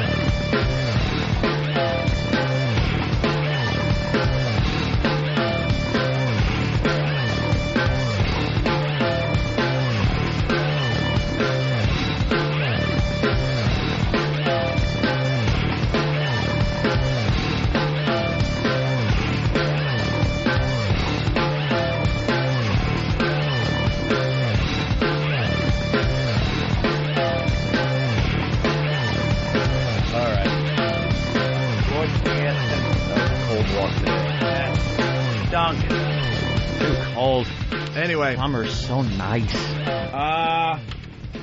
Yeah, so Danny fucked up yesterday. Right. With the Stalker Patty thing. Every once in a while we'll do a bit that really takes off and gets people talking. Because a lot of people don't hear the show live when we do it. They hear it on a replay or whatever. So, but the word gets out there through the message boards and the fans that, oh my God, Opie and Anthony did something a little different and unusual today. So then everyone gets really excited that didn't hear the bit to hear the bit during the replay. And last night, just at the point where we were going to do the Stalker Patty Bukkake video, it went to Patrice from last week. Danny forgot to do some coding thing, and he fucked up. So then everyone started writing and saying that XM is censoring the Opie and Anthony show. It was just it was just an unfortunate thing. Danny fucked up. Instantly go into speculation and rumor mode. Where they're like, yeah, fucking guys in D.C. must not have liked the segment. Something happened. It was too much. You know, those fucking guys, you're supposed to be able to let them do whatever they want. Like, hey, calm down. Slow down. Right. So we're going to make good today. We're going to rerun the Stalker Patty segment. Which means, yes, we'll be leaving early today. Nothing to do with censorship. The fact is, Danny's just an incompetent dope. I mean, we love Danny, but he's dumb. He's a good boy. Yeah. He's got a good heart. But he's stupid. Dumb as dirt. So we're going to redo that today. All right. For the people that missed it. I got so many phone calls. I got some phone calls from the Philly crew. You're like, dude, I was telling everybody about this today. And they're all listening on the replay, and it's not there. I'm like, what? My father called me, and he goes, he didn't know what it was called. He goes, what's that, the Bukkake, the stuff that me and you did to you? Oh. Did to your mom? No, I edited it before I went there, because I know they listened to the show. I heard the phone calls again on the replay yesterday. Very uncomfortable to listen to. Very uncomfortable. You were listening today? Eye contact. I told her you were kidding. Yeah, Dad, I was. Kidding. Once again, though, the video is going to... I think it might turn into a YouTube sensation today. The Stalker Patty facial video. We didn't call it Bukkake because they would probably yank the video. So it's called Stalker Patty facial. The link is up on opieandanthony.com under the featured video section. Enjoy. I'm hungry, Caney. What would you like, veggies? And then we got a meeting after show today. Egg whites and veggies. Okay, Anthony. Please. I'm good, thank you. Jimmy? I'll write it down. A lot of people saying that Danny should be punished. I think he should be punished. What type of punishment should be handed down? It is like a ship. Meted out. We should have discipline. That's exactly it. Flogging? Spankings. A bare-bottom spanking administered by all of our warm hands. Maybe you should knock his face with your cock. Jimmy, you should punish, not give him and my both a reward. Jimmy, I'm going to give you my turn. What? You can have my turn. You can have my spanks. Okay. Because I know you would enjoy it. Oh, the better. paddle. Danny. Wow, that is a real, A lot of people saying you should be punished. I agree with them. That's a fraternity paddle. Jesus. It's not a punishment if you're going to enjoy it. Yeah, no, I'm not going to enjoy it, but I mean... You're not going to enjoy it. It was my Some fuck people up. are saying it should be punished. I agree, yes. As he's pulling his pants down already. Yeah. Danny's kneeling with his mouth open. Go ahead, boys. Use it for whatever you feel is necessary. Time to make another Bukkake video. This time we use the real stuff, right, Danny? Sure. Ugh. Oh, yeah, it's the big paddle from the game Bully. Cricket. That would hurt. Yeah, it certainly would. That would really hurt. Especially if we rammed it up his ass. That'd be great. I want Kenny to paddle him. Oh, boy. Oh. What? How about we use, like, the razor and just take a divot out of his head? What the hell's wrong with you? What razor? We got the electric clippers. Yeah. Oh, the electric clippers. And give him one of those, like, jackass. Yeah. That's a jackass thing, though. Well, how about just... Let's draw a penis in his hair. We give him a good hairdo. A fancy hairdo. I do need one. Let me see your head. That's it. How about how about a bowl cut for Danny? Remember the hairdo I had that day? How about the Jimmy hair? Can we make you bald from ear to ear? Just one fucking lane across the top. No, from you, like his headphones had fucking radiation. Absolutely. Really? Sure. Who knows how to do that shit? Where's Earl when we need him? Earl's the guy, but anyone could work fucking clip. I would hope someone in here could work a set of clippers. Just from ear to the top of the head, back down to the other ear. I'd be That's afraid perfect. one Little bald tag. strip. Oh, that'll come right off. Yeah, you know. Was Manelli complaining over there? Why? I don't know. I just saw you guys all talking. I was making sure it was. Oh, no. Me grief. No, he's No, Manelli's all about help. I mean, with me, not complaining about the show, but me. Is he complaining about me? He doesn't really. He doesn't really see how you fit in with the show. So. All right, well, I'll talk. But don't worry about it. No, that's fine. Dude, I heard today on it was exactly 4 minutes into the show. Opie said about time they should rotate the third mic. The other guys bring the funny. First of all, let me tell you something. If you're on a message board and you've ever written like the words "bring the funny," like in that term, bringing the funny, like the Tom Cruise movie, you're a fucking fat girl. I'll bring the big black dildo for your mom's ass. You bring the funny. Yeah, why don't you bring the shotgun and then bring your mouth and put it in there? Because you're fucking an awful writer. Bring the funny. Just those words together. Well, we would have had a perfect show if it wasn't for Norton. 3 dumps today, Mr. Norton. Yeah, well, sorry. It's not my fault that they're self-destructing over there. And I said, what, nigger twice in Uncle's penis, right? Yeah. Fucking babies. Yep. Jesus, they're so predictable. You got it. All right, how are we going to do Danny's hair? Who's an expert on electric clippers? First, wear the clippers. Yes. Sam. Well, is Shirley Feeney going to mind his new haircut? Dude, it's got to go from ear to ear. Yeah. Over the top. Just like the headphones, where the headphones go. So you look like one of those African tribesmen. We get painted up with green paint from a rock. Who could do this for us? Who's good at this shit? You don't even have to be good. Yeah, I say Sam would do a good job. Well, Sam is on the camera, though. But he's like, operate the camera. He's kind of almost black. And, barber shop. Like, the barber shop. All right, Danny. Take your headphones off. Do you understand what we're doing, right, Sam? Yeah. Take a look at where the headphones go, though. It's from ear to ear. Up over the top. Oh, that's great. What? I use one every day. Yeah, but you know how it works, right? Jimmy, why? No, I just want to watch it. You know how it works. I just want to watch him rip his skin. All you got to do is lightly touch it to his scalp, and then just slowly drag it over the top of his head, and you're in. That is like a big fucking horse one. Danny, you have no problem with this? You didn't fuck up that bad, Jesus. No, I mean, I was only growing it for Halloween, so I just got lazy and never went to get a haircut. Jesus. Force me. You can defend yourself. It wasn't that bad of a fuck up. Talk him out of it. You actually made the bit more important. Wait, what's that sound like? So consider this a reward. Thank you. It'd be funny if as soon as he heard that, Danny just instinctively pulled his pants down and bent over. Instead of E-Rock doing it? Yeah. E-Rock's on his knees laying out papers. What's the matter? Usually bleed from this, Eric? The face he just gave you. Oh. They're the subtle little faces of E-Rock. It's complete disgust expressed in a fraction of a second. It's a talent. Sam, you're going to do this, huh? You found one? Yeah, found one. All right, let's roll this. This might get like 250 views on YouTube. Yeah, something like that. Dan gets a haircut. Just one. Why do you put him closer to me? Because there's a little... All right, stand corrected. No, he's shaving his asshole hairs. I don't like head hair. Jesus. Know what's funny about YouTube? We're all hoping for that breakout video. Let's be honest. Yeah. These guys are like filming videos as soon as we go home.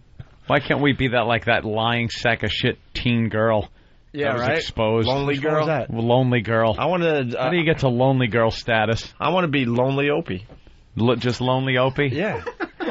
You are. I'm not. I'm not lonely anymore. I'm quite happy. And then you would just film yourself in your room. Yeah, I'll make believe I'm lonely Opie. Here's my pile of clothes. Look, I got to make this fast because my parents are downstairs. But oh, was she faking like she needed friends? Yeah, she was an actress. You haven't seen Lonely Girl on YouTube? No. I got hooked into watching some of those. I watched 2 episodes, and then the jig was up. It was, I want to apologize, Jerry, about the jig being up. Let's say hi to Dugout Doug. Doug! Hey, guys, how's it going? Hey, better now, Doug. By the way, Doug will be in the eggnog drinking contest. We're still waiting for Whackbag to try to figure out who they're going to pick. I say long shot, Doug. By the way, I did this yesterday. Because I know Whackbag will now self-destruct trying to figure out who they're going to bring to the eggnog drinking contest. Because I left it up to them to figure it out. Watch them fight and just completely self-destruct now. They'll send like someone skinny and over. they can't send. And Pat from Menake's already in, so you can't send him whackbaggers. You got to decide amongst yourself That'd be a great who is going to represent Whackbag in the eggnog drinking contest 10 days from today. I drank a half a gallon of eggnog last night just for fun in an hour. Really? I love eggnog. I realized it last week. I was drinking eggnog. I'm like, I love this shit. Your shits must be a soupy disaster. I Just love a it. pile of fucking wet shit with no structure. It's like a fucking soft serve on a wet cracker. By the way, for the eggnog drinking contest, I think we need to have one of our guys represent the show. Wow. For a little show pride. Danny? Have some pride. I'm already having my punishment. All right, what do you want, Doug? Rock? Hey, I got a great idea for the punishment Bill. for Danny, which, I would love to see Danny punished since he fucked me out of the iBook a few weeks ago. I would like to see Danny do his own bukkake video as punishment. His own, like he Lay him on the ground. stands on his head and jerks off on his face. No, dump the stuff on his face and post it on YouTube. That could be funny, actually. This could be funny, too, if it's done right, because he's going to look like a tribesman from the bush. Botswana. All right. Hey, Doug, what do you think of the Starker Patty video? I thought it was fucking hilarious. Yeah, by the end, it's really funny. It starts out kind of gross and funny, but then it gets really funny. It was a great contrast having Lady Di in there and how she's gotten completely old, but Stalker Patty just never gets old. Nah, Stalker Patty continues to give. You know what's good about the Stalker Patty video, too? It starts out with, I mean, it looks like fucking huge loads of jizz hitting her in the face. And then it gets ridiculous with other stuff. And then you see like a total box gets thrown at her head. And then just when you think it's over, like you throwing all kinds of other shit on, there's one more shot where Opie goes like, oh, and you just see this purplish, whitish jizz hit her in the face, and it's such a huge quantity at a perfect target, perfect landing, right on her nose, and it just flies all over her face. Right. And it's the last shot. That's the one that went in her ear and up her nose. The video's just terrific. It's in my ear. Shut up. Go to opieandanthony.com. Featured videos. Stalker Patty's facial. All right, Doug. Thank you. Later. We'll see you at the eggnog drinking contest in 10 days. All right, Sam, you ready? Sure.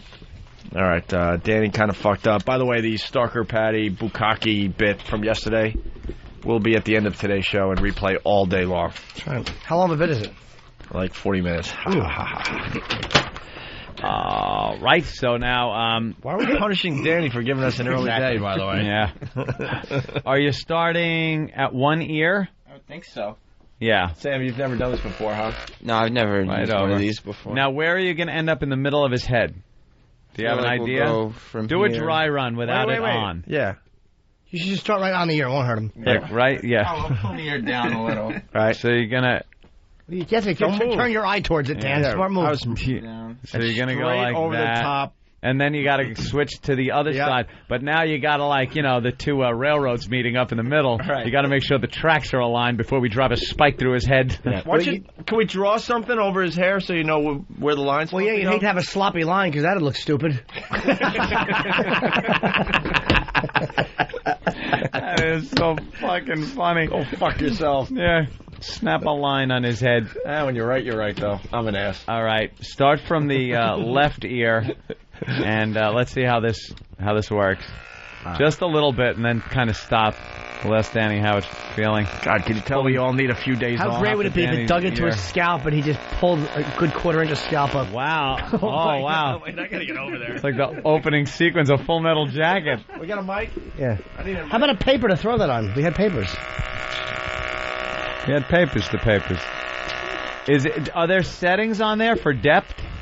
Are you getting them right down the scalp? Danny, turn your head this way a minute. Oh, shit. This is going to look really good. It's going to have to be a little wider.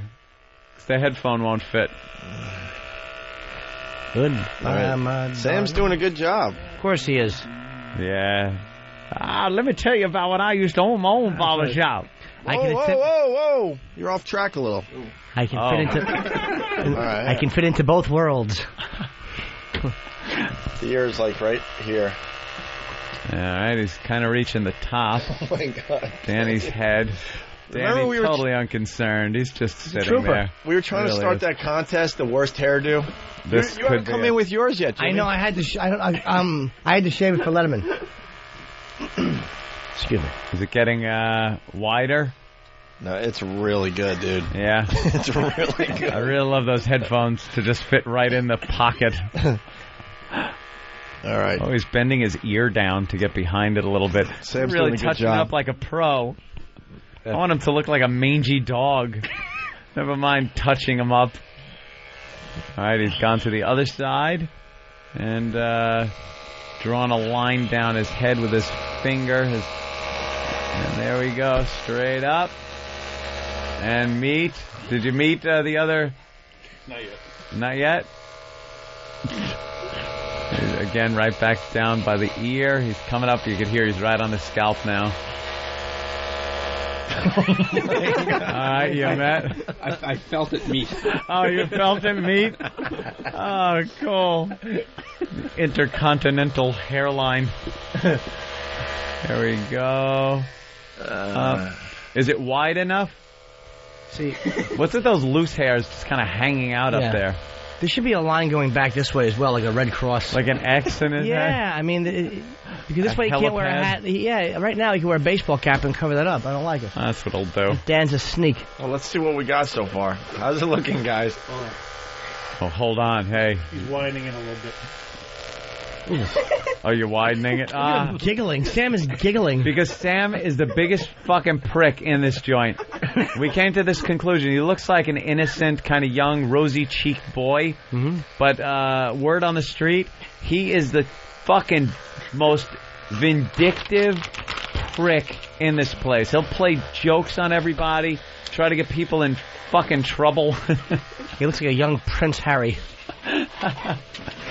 Oh, are you claiming victory? That's done? Let's see, Dan. Let's see. It doesn't look that bad. Well, God, it looks let me really see the bad. side. Let me see the side. Holy shit, it looks like you've had brain surgery. Shit, Wait, that is good. How can we fix it up? It looks really good. It could be a little wider. It could be, and I think there should be one going over the top. Yeah, I think Jimmy might be right. Also, do you see how long the hair is where he's almost able to comb it over the gap? Trim that down, not to the scalp, but just like freehand it a little to just get some of that longer hair from folding over because it kind of curls back. See, look at you. You're a pro. Don't cut it unevenly because then he'll just look really dumb. That'll just look silly. There he is. He's trimming the hair that he could have used as a comb over for that landing strip on his head. But only trim it on this side. Just one side? Yeah, of course. One side of the front, then the other one do the back. Yeah. I feel bad. He didn't fuck up this bad. He certainly did. He really didn't fuck up this bad. He's gonna have this warns other people, though. You're right. They go, wow, if he didn't fuck up that bad and he got this, I better not fuck up at all. Jesus.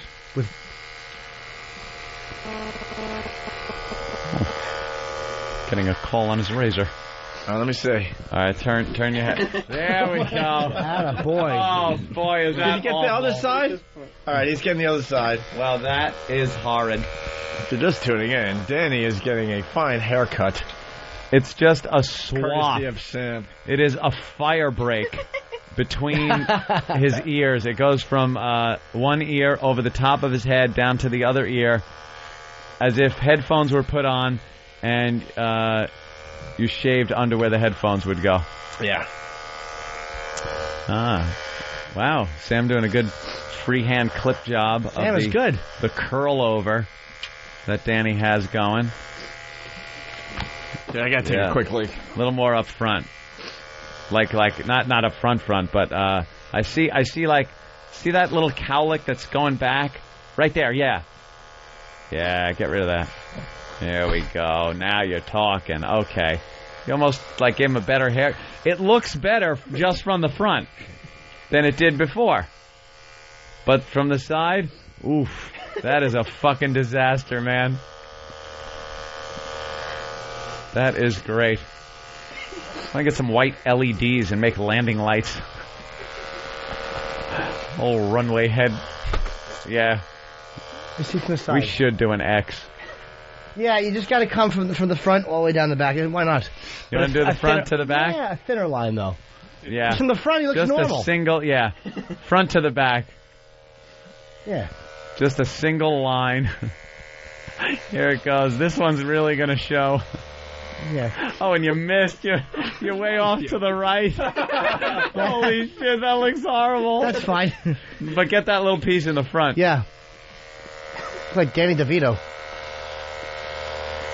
Oh, there you go. Good. That a boy. That's it. There you go. Perfect. There you go. It's like a little crossroad. Yeah, and the back. If you're going to do it, you got to get it from the front, too. Oh, yeah. That's good enough. That way it'll shave with the grain or whatever they call it. Yeah, just make sure that the line is not even crooked on the back. Yeah, perish that thought. It starts out. I wouldn't do any more on the front, Sam, only because this way it looks... There's no way that can be a style. That can't be a hairstyle. Just you wait. Just you wait. And don't... And Sam. Now, don't start at the middle and end up way on the side of the back of his head. All right. Whatever you do. We just went with the front, too. Yeah. While you were away. Yeah. What, you going all the way back down? Yeah, but not in a straight line. Old 3 Mile Island head. You're right, Ant. He looks like he had brain surgery. Doesn't it look like he had to have his scalp stapled together or something? You can tell that we're heading toward a holiday. We're just That's good. goofing off. That looks good. Wait, can I see it real quick before you finish it? I just want to see how he looks from the back. Yeah, spin the chair around. Oh, my God. I think that's good. I say that needs no more That's work. perfect. Yeah, if you shave too much now, it'll look like you meant to do it. Yeah, that's good. Instead of a horrible industrial accident. There you go. Wow. That is great.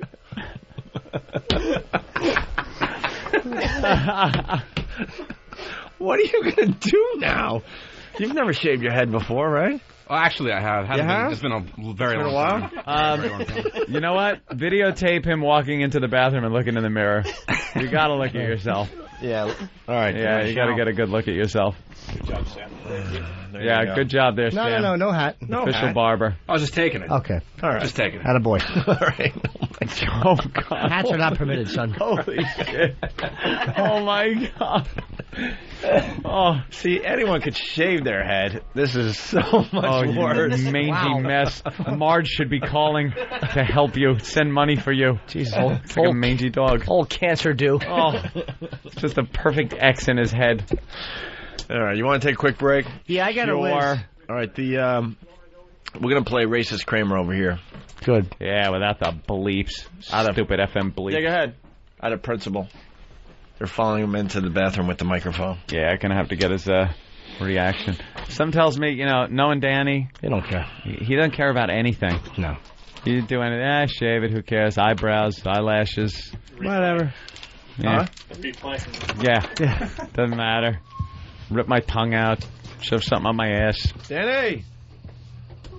We're walking into the bathroom right now. All right, he's going to get a little look. He's laughing. That's just terrific. That's just terrific. Do you like it? Danny? Yeah. All right, I can hear you guys now. What do you think? Oh, it's fantastic. Yeah? Is he filming it with his Bruder's camera? I know. Listen to that fucking thing. Oh, that's that awful fan in there. Yeah, that is fantastic. All right, Danny. I'm not going to get much else out either. Enjoy your new do. Thank you. All right. We'll continue in just a bit. The current it boys of FM talk are the New York-based duo of Opie and Anthony. And the talk is racy and raw at times, pushing the limits as far as they can. Show your hairy pork chop. My mother smokes crack rocks. I'm for drunk teens. What are you kidding? How about I lay you down and give you a little bukkake? We laugh. We're gonna have a disgusting body fluid blowout. Gay porn. Hey, could you soap up your bad place? The sluttier the better. I would definitely be willing to have sex with you if we both already had AIDS. It's certainly not your father's talk radio.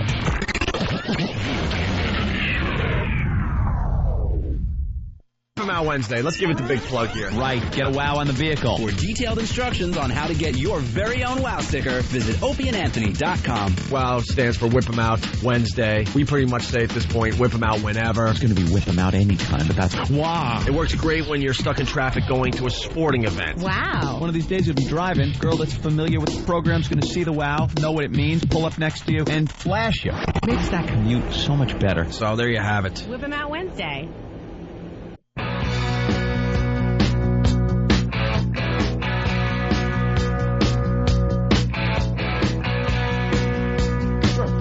All right, we're back with the Opie and Anthony Show.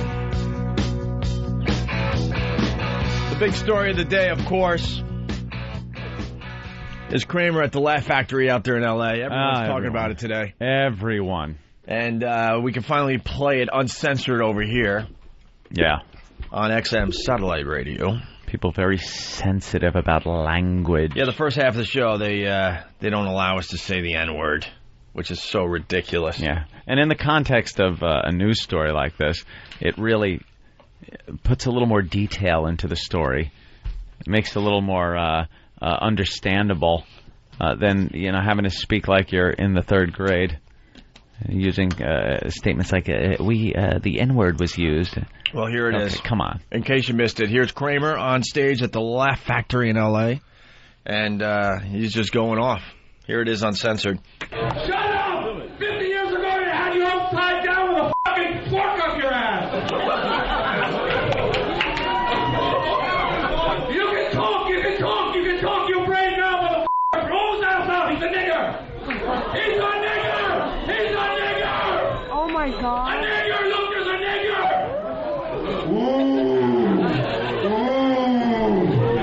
All right, you see? It shocks you to see what's buried beneath your stupid motherfuckers.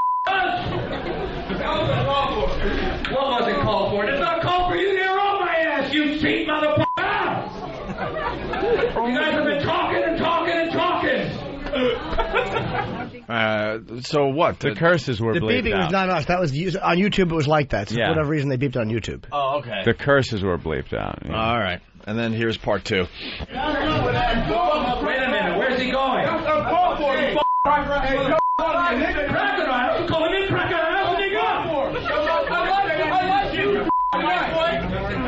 Oh, you're threatening me?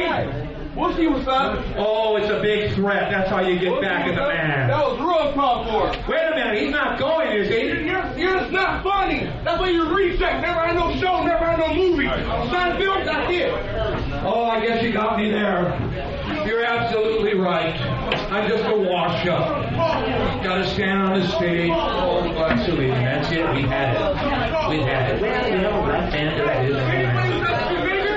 That's not called for it. No, that ain't necessary. Well, you interrupted me, pal. That's what happens when you interrupt the right man. He's going to jump you down. That was uncalled for. And there you have it. Wow. And we have Jamie on the line. He's the owner of the Laugh Factory in Los Angeles and the sister club here in New York. Yes, Jamie, what's up? Hey, man, how you doing, guys? Hey, good. How You're getting a lot of attention today, huh? Oh, man, that kind of attention I don't want to get, man. That's attention. I don't know what's happening with me. I always get the wrong attention. With Michael Jackson, I got wrong attention. Is no good deed gone without punishment. That's what's going on, man. I'll let the guys go on the stage. That's what I get. Wait, what was the Michael Jackson attention again? Oh, you remember that kid was from our comedy camp. He was a kid from our comedy camp. He came in, and he went with Michael, and he went to his house, and the kid was dying of cancer, and we introduced him to Michael Jackson. You were the one who introduced him to Michael Jackson? Yeah. God, you're a hell of a friend. Please, be nice. Be nice to me. Don't start going. Please, no. I know where you guys going with that. Now, were you at the club when this happened? Yes, I was. So you were. So you saw the whole thing. I saw the whole thing, and I saw it, and I felt sick in my stomach. I went outside. Everybody started leaving, and I started giving them all money back, and I gave them money for their drinks, everything. I gave every single person their money because, one thing, I have a policy in here that anybody comes in here, we guarantee them laughter. We are the only clubs we guarantee laughter. If they don't laugh, we give them their money back. And that night, I felt like after 28 years being in the business, that's the first night I ever refund everybody's money for the drinks and food and everything. You know, not only would I not give my money back, I would have tipped like 25%. That is entertainment, my friend. Let me ask you a question, Jamie. Don't even go there, man. Wait, Jamie, it's entertainment, though. I'm not even kidding. Jimmy brought it up today. If you go to a comedy club and you see someone like Kramer having a complete meltdown and getting completely racist on that stage, you can't pay for entertainment. One of the things people go to comedy for, I mean, you know this. I mean, as a comic, I know it too. People like to see the unexpected. They obviously didn't want to see that. But when you see one of the most famous characters in television history is Kramer, and to see him having a complete emotional breakdown on stage, it might not be pleasant, but, man, you won't forget that for the rest of your life. Do you think people would have remembered the Hindenburg landing at Lakehurst without incident? Oh, God. No one would have remembered. Hey, let me ask you, Jamie, what was going on? Like, what were they actually yelling? Because I heard those guys had been in the club the night before. What was happening with those guys? What were they yelling at? They would keep yelling, "You're not funny, you're not funny, get off the stage, you're not funny, get off the stage." And all of a sudden, the guy had poor guy, I feel bad for him because all of a sudden, I think he's not a racist. Maybe something happened, clicked in his mind because all of a sudden, what's happened is the confidence as a comedian, the confidence is gone, and he start blushing back at them. Jamie, we're all racist, first of all. As people. As people, yeah. But when he was on that stage, was he doing any racial humor?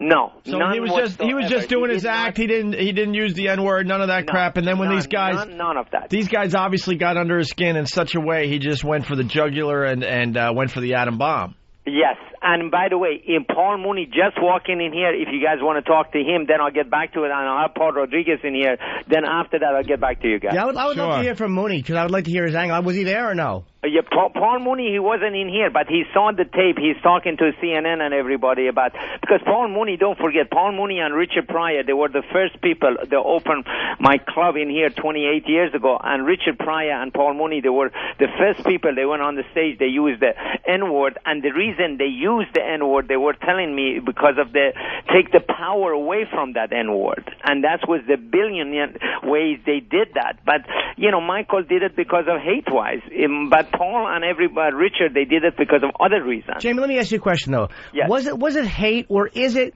and I've been heckled, we've all been heckled, like all comedians, is it hate, or is it just when somebody hits you on a certain level, like the worst thing you can say to a comic is you're not funny? I mean, that really hits you at your core. Exactly. Isn't it human nature sometimes? I'm not saying what he said was right, but you want to hit them back as hard as they just hit you. And with a black guy, it's a racial thing. If it was a woman, he probably would have called her a cunt. If it was a fat guy, he would have just, whatever, if it was somebody in a wheelchair, he would have called him a cripple. He went for the most hurtful thing he could hit with because he had just gotten hit with something that, as a comedian, let's be honest, that really is emasculating.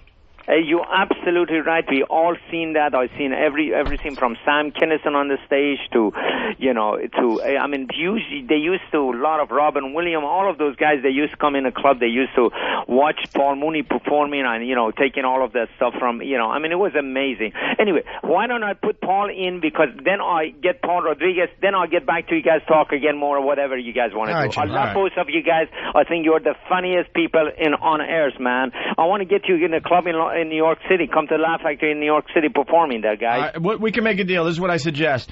You get Michael Richards for a month at the Laugh Factory in New York. You want to see crowds there, Jamie.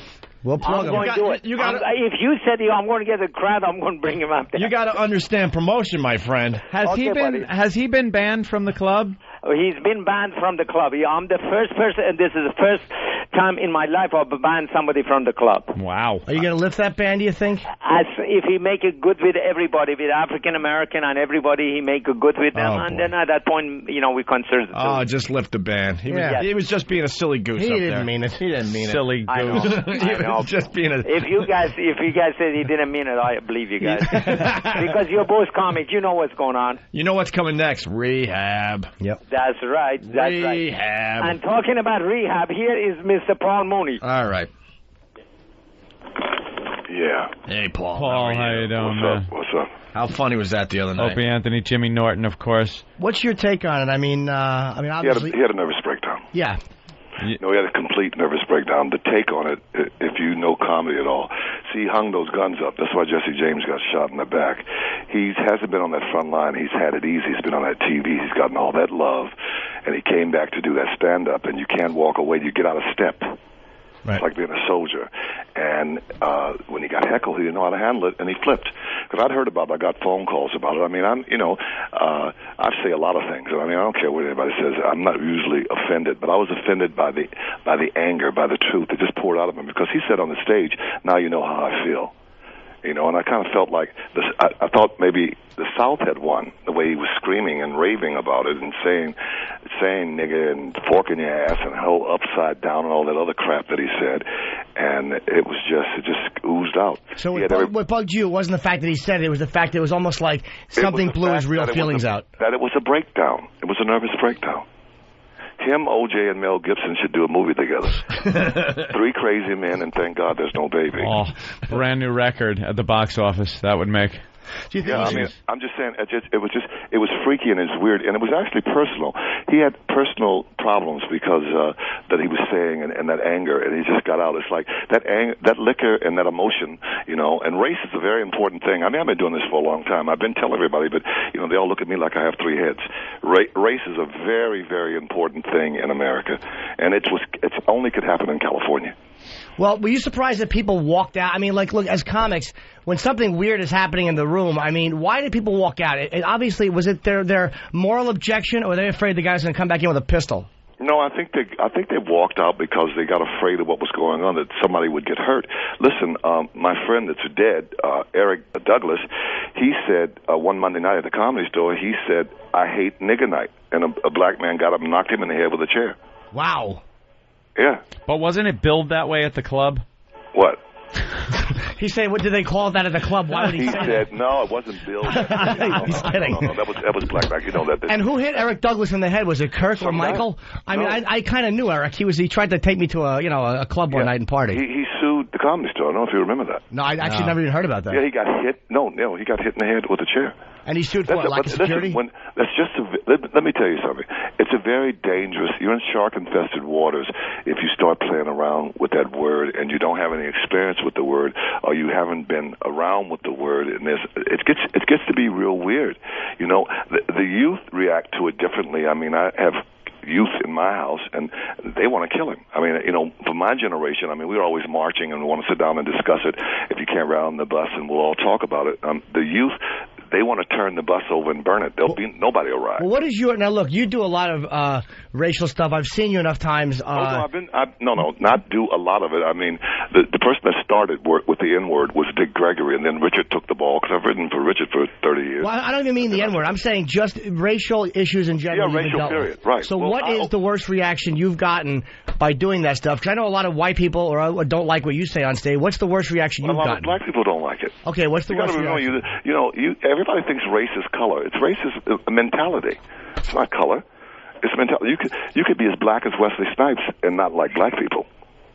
Well, have you had bad reactions from audiences? Mentally, huh? Bad reactions. Have you had any type of I've had black and white people get crazy over race. Race is a very emotional and important thing. I can get out of an audience in 15 minutes more than their psychiatrist can get out of them in 15 months. You ever surprised? Because they hide it. Huh? You ever surprised by the way they react? No, not surprised by it. Not in California. No. Not in California. You know, you have to remember, this is where you have your police stuff. It only happens here. Manson, it only happens here. Do you think California has burnt 3 times racially? Do you think in the right context, a white comic can go up and use the word and not have a problem? No. Why? It's just because it's very dangerous. Because they have no experience with the word, and because white people created the word. You can't. Listen, you can't create something that you've used against a group of people. A group of people that black people are actually a conquered race.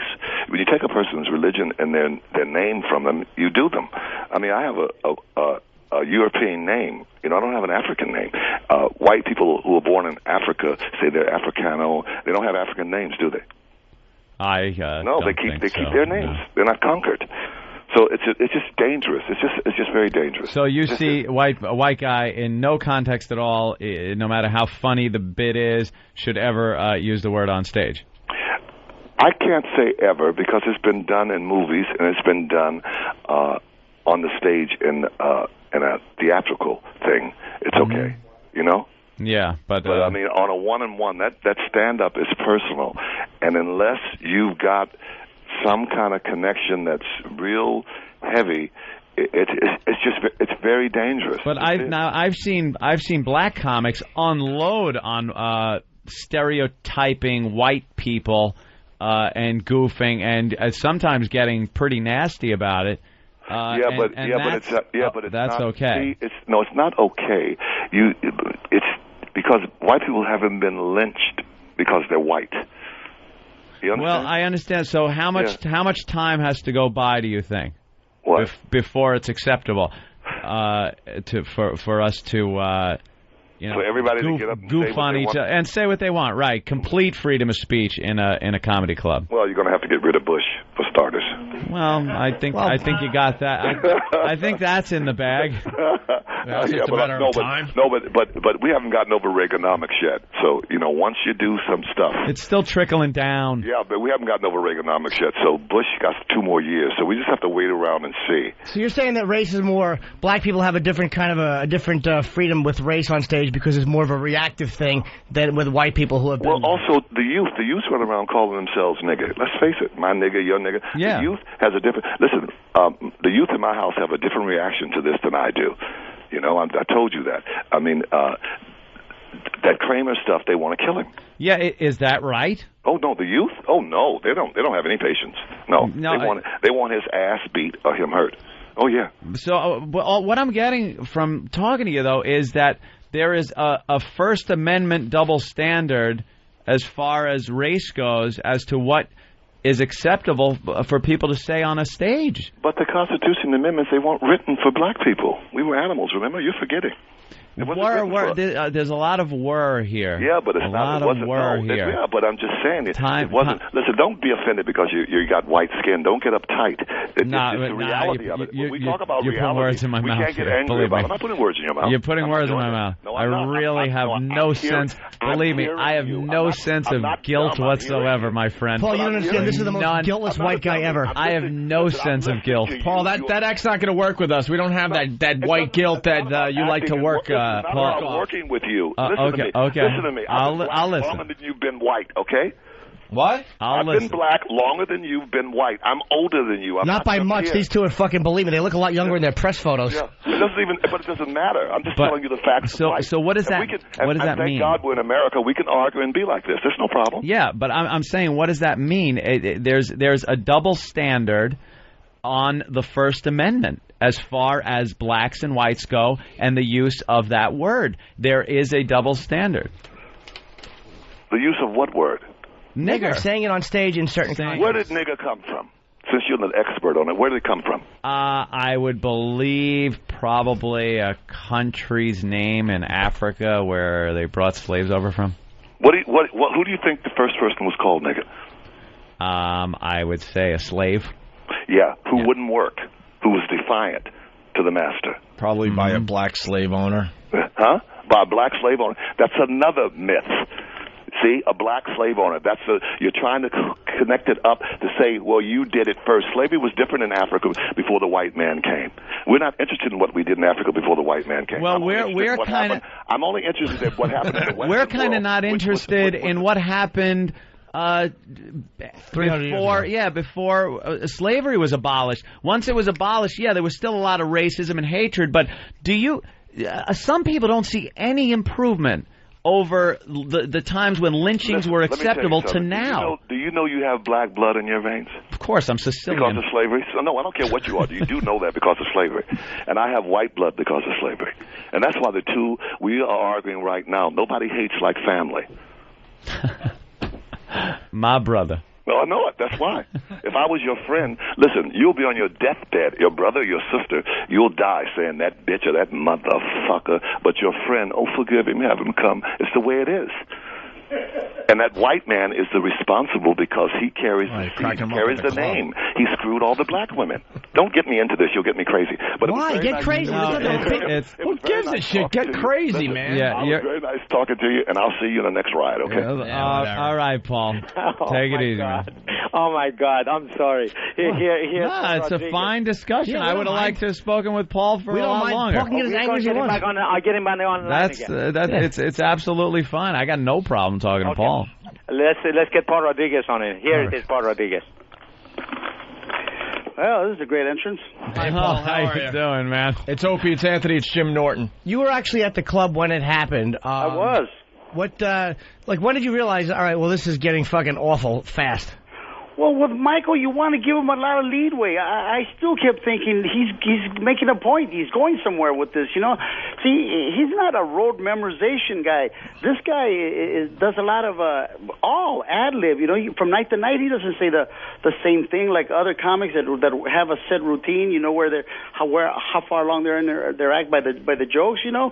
This guy's brilliant in a lot of ways. I'm sorry that this happened to him, and I hope that the African American community finds it in their heart after whatever hoops he has to jump to bring him back. I'm not ready to dismiss him and never have a Kramer or never have Michael back. I mean, I've known him for many, many years, as much as you can know an extremely introverted person, but he's a great talent, man. He didn't get there just by just not being funny. Paul, don't you think this is getting ridiculous? Like, look, I mean, I'm a comic, I'm a white comic, and I know that a lot of times what we say is real on stage, and a lot of times it's just in a moment of anger.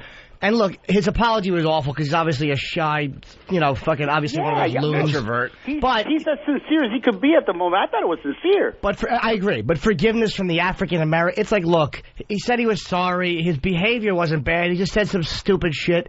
Shouldn't the African American community just get a hold of itself and move on? I don't think most black people are that incensed. I think it's a few people that like to grab something and run with it. Because it's like most people are like, who gives a shit? He's Kramer. So what? He's not a politician. I like to believe that too. Unfortunately, the calls and the threats and this thing has.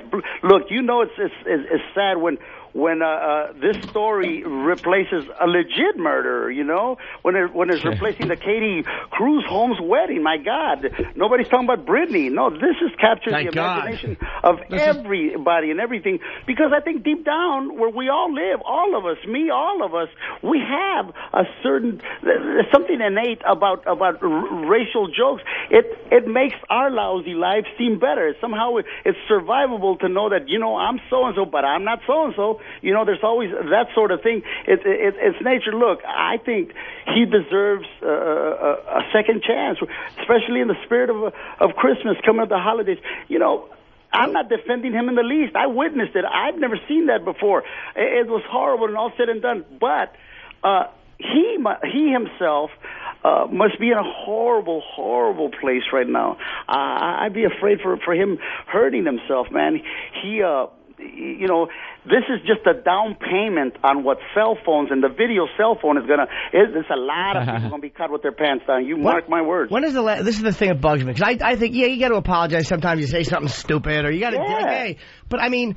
It's like, how much mea culpa is he going to have to do? It's like, you know, black people never gave a shit about him. Are they going to care about him now? It's like, so what? He said something stupid. He did say he was sorry, as awkward as it was. In all reality, though, fellas, it's just been 2 days. Come on. Yeah. Now, even I'm not ready to cut him that kind of slack. But I'm not ready to dismiss him forever. I'm not ready to, you know, there will come a time where cooler heads will prevail and realize that, look, you know what? Have you seen I've seen African American comics, and may I say this at the risk of getting more hate mail? Look, you cannot have hit after hit after hit rap albums making all this money where they use the N-word as an adjective, you know? Right. End this and end that. And look, if it's so offensive, start there for a change. You know, you got these white kids in the suburb trying to be all the coolness, all the hip things, all the trends are started in the ghetto. African Americans have a tremendous influence on that. Okay, well, if you continue to hoe and to pimp and to bitch and to, you know, where all kinds of romanticism is gone, nothing but AKA fire and all that, it has a devastating effect on the African American community. Well, you know, maybe maybe this crazy man, this lunatic, whatever he was that night, maybe he listened to too many Ludacris albums. Paul, aren't you, like, as a comedian, I mean, look, there's a difference between what he did, which was, look, it was obviously real anger that came out. First of all, the sin don't you get sick and tired, Paul, don't you get sick and tired, though, of having to say African American and the N-word like we're children? Doesn't it seem like it's just condescending and childlike? It's like black people can handle being called black people. I did that last night on one of these networks, I forgot, and used it, and my email is clogged. You used what? I used the word. In what context? He was talking about. He said. I said, I feel stupid using the N-word. We all know what we're talking about. Nigga, there, I said it. What, the world didn't end? I don't know, but again, it's the inflection. Do we have to go to take Ebonics? If we say nigger, that's horrible. But if we say nigga, is this happy? Is this party time? Look, either write down some pamphlets, some rules where we all could all abide by, or just realize that people are human. We have off days. I mean, he had a horrible Magna Carta off day, but I want to believe still that there is a Santa Claus. I want to believe that this dude will do us a lot more good in the long run. He himself, one of the things I found the most offensive was, I'm rich. How crass is that? Did he say that? You're rich. Yeah, he says, I'm rich. You're going to have you arrested. I said, well, you know what, Michael? If you are rich, which you are, how about buying every turkey there is and taking it to South Central, wherever? Or how about somebody addressing the piece of shit heckler who wasn't thrown out of the club? Why didn't they dump the guy who kept yelling, "You're not funny, get off the stage"? Why didn't they throw that? Before the tirade started. Listen, that didn't come off the top. That came after, sometimes it's funny, sometimes not. That came after 10-15 minutes of he was just not hitting his mark, man. It was just not funny. And I'm telling you here, the biggest crime is if you're not being funny, get off, go, goodbye, it's over. Chalk it up. Yeah, he got under his skin though, man. He couldn't take it. The guy as a comedian, man, when someone says you're not funny, get off the stage. I mean, that really is the worst thing you can say to us. Yeah. So he was hitting back as hard as he could. Yeah, well, you try, and then you go to you hop on your Porsche, and then you go to your big house. Yeah, right. At that point, though, we're all humans, and all bets are off. And he went for the jugular and the A-bomb. Dude, the man had a period. He had a man period. Yep. Yep. Dude, it could happen. It could happen again. Hopefully not to him, but which one of us who calls ourselves a comic is immune from dying? I don't care who you are. I saw Pryor die. Yep. So it could happen. If it could happen to him, it could happen to anybody. And just put yourself in his place.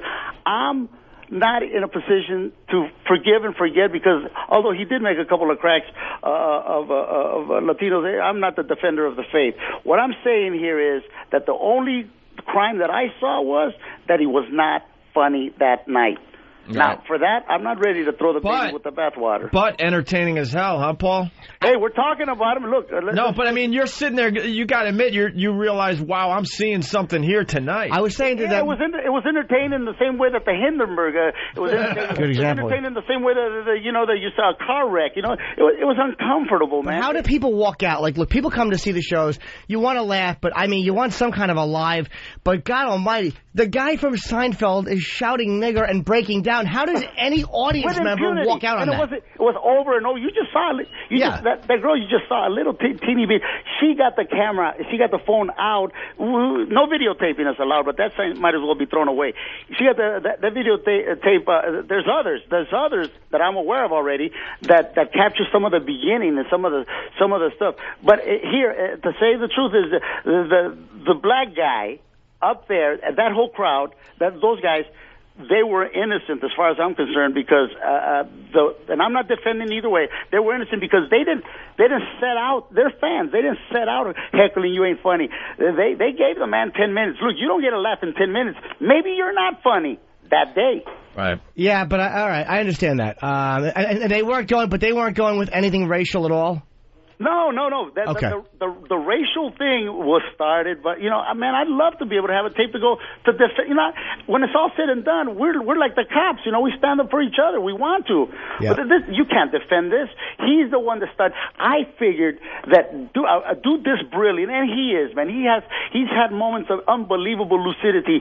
I go back to Fridays, that show on ABC years ago, Cutting Edge. He had brilliant moments where he begins to talk like dogs of different ethnic groups. He does funny stuff, But this particular moment, he was trying out something. I don't care how famous you are.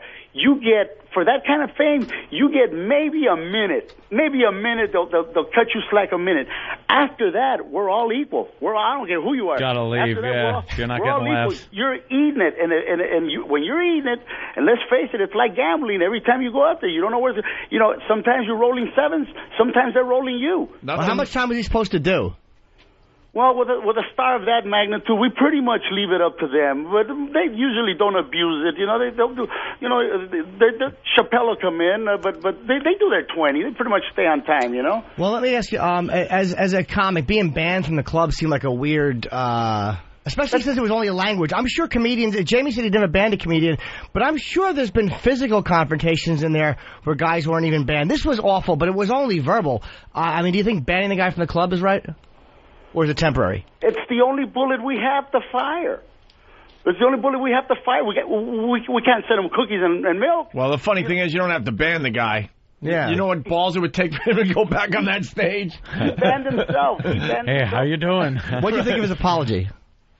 I think he meant the apology, but geez, it was just he did mean awful. it. You got to know him. You got to know him to know the dude is extremely introvert. I don't think in the 20-something years that I don't think we've said 10 words in a row. The guy off stage, he's a totally different dude. On stage, he's this brass, this crazy maniac. You don't know what he's going to do. That's the appealing thing about it. Off stage is, hey, what's happening, Michael? How you doing, man? I saw you in this deal. Yeah, all right. Hey, Paul. Hey, how you doing? That's it. Yeah. No more than a whisper. I bet that's as loud as I've ever seen him. I know that's as loud as I've ever seen him. How many guys were there at the table that were heckling him? Do you remember? It was probably a party of... There was only one guy really that responded, stood up and addressed the African Americans. But I remember I went over there to see if there was a problem. They were enjoying, saying, "Oh no, I don't know what he's doing." But remember that episode? It was just so funny. See, while they were talking, Michael down there on the floor, he's probably not hearing that. Sometimes you hear what you want to hear. Probably a table of 6. Yeah. Hey, Paul, did you have to go on stage after that? There was nobody to go to. Everyone filed out. I became management. I became management. I went over there and started giving the money back. It got to the point where, there was another side of there. There was a couple of dudes that were ready to put their hoods on and going, yeah, now that's what we call comedy. Right. So it was But dude, only in L.A. with the whole club file out. I was in the Comedy Cellar one night and Robin Williams went on. And I guess there was a race. Actually, one of the guys in the audience called a comedian named Godfrey and was arguing with one of the guys in the audience, and the guy called him a nigger.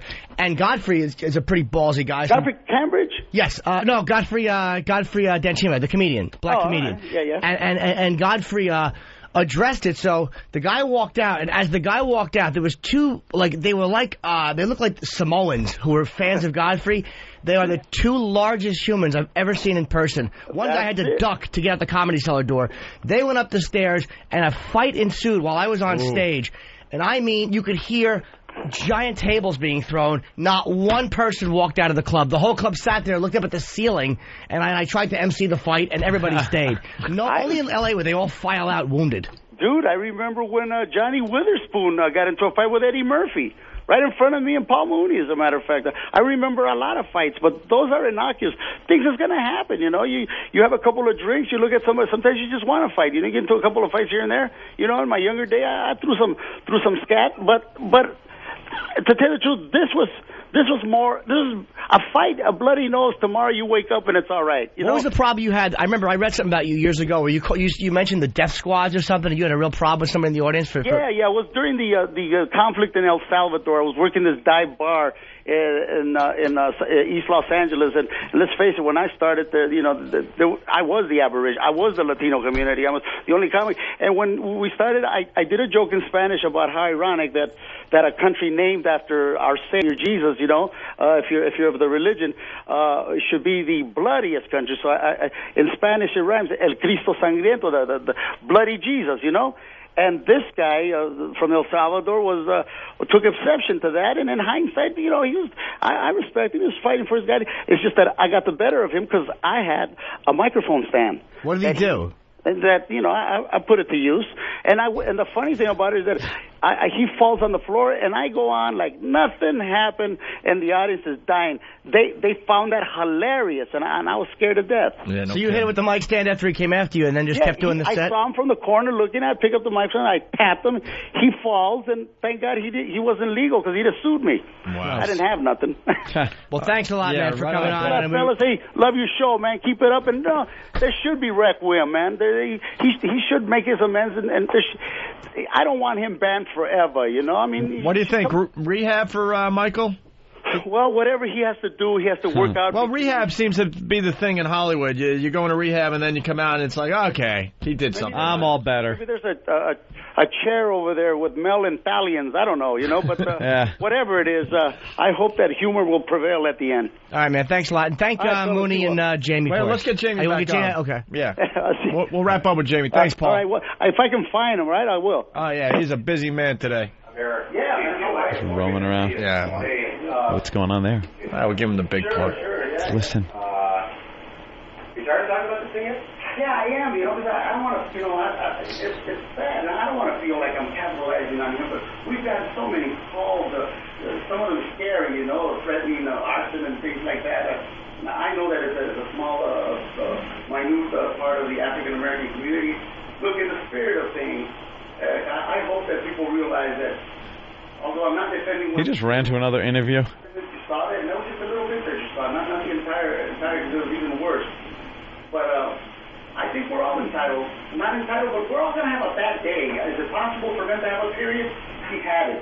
He had the worst day you could imagine. But then again, put yourself in this place. Dude, that's Carlos Mencia. I swear to God.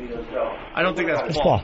His apologies. Sure, he had to say. That's got to be Paul, yeah. I did. Yes, I did. Jesus. I buy it. I wish the African Americans would have known him a little. Paul Mooney gets me. Oh, could I just argue with him all? Yeah, but I'll tell you why I like him. He didn't fucking mince words. He said what he had to say without being politically correct. That I like about him. That's the worst part. He will. There's so much revisionist history going on, but he'll say it as an educated guy, and here's how it is, and he'd be like, no, that's not how it is. Do you think he is? But I mean, you can be honest with Mooney. And you know he's going to be honest back to you, and you're never going to agree. Well, I just helped out with him twice. You're never going to agree with what him. he thinks honesty is. Yeah, of course. I mean, just without his idea of it.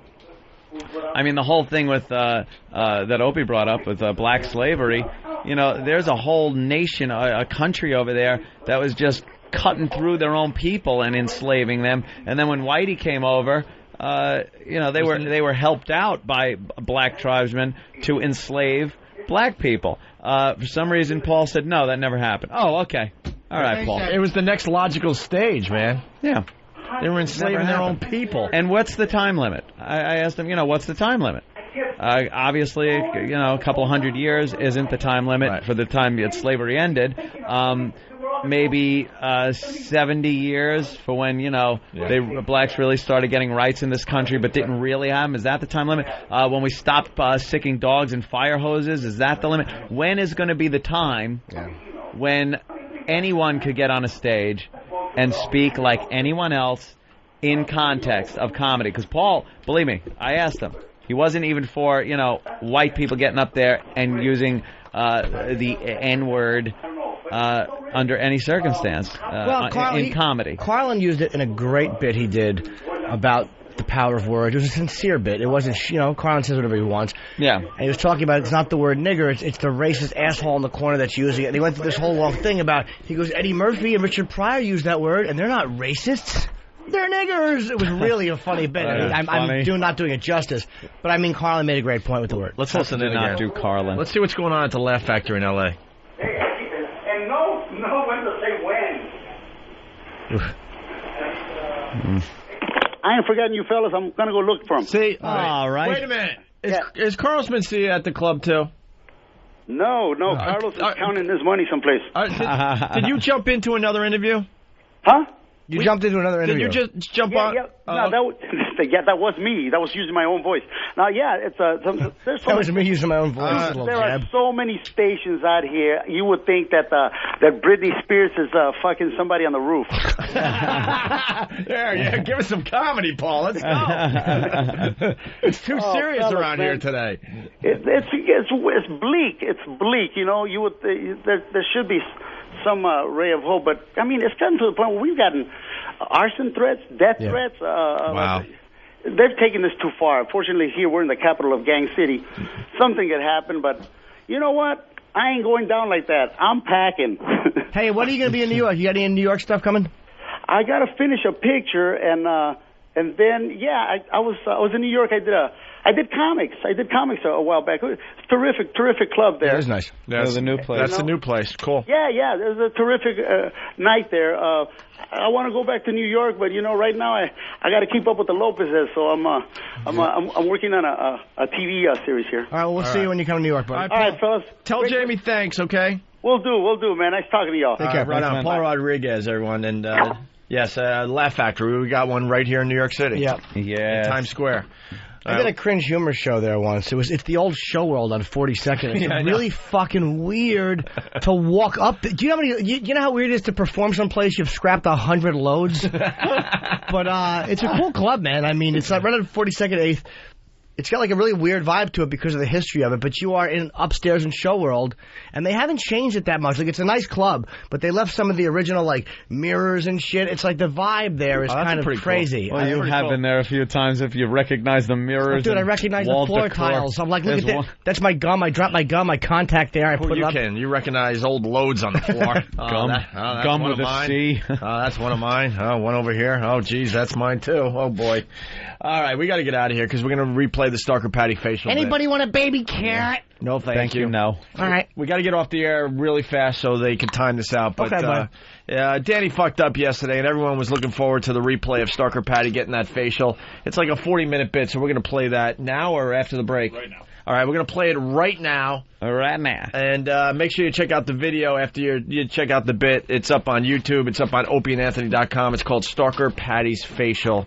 It's opieandanthony.com under featured videos. And click on the YouTube link because we're getting a lot of views today. It's pretty cool. Yes. All right, so check this out, and we'll see you guys tomorrow, all right?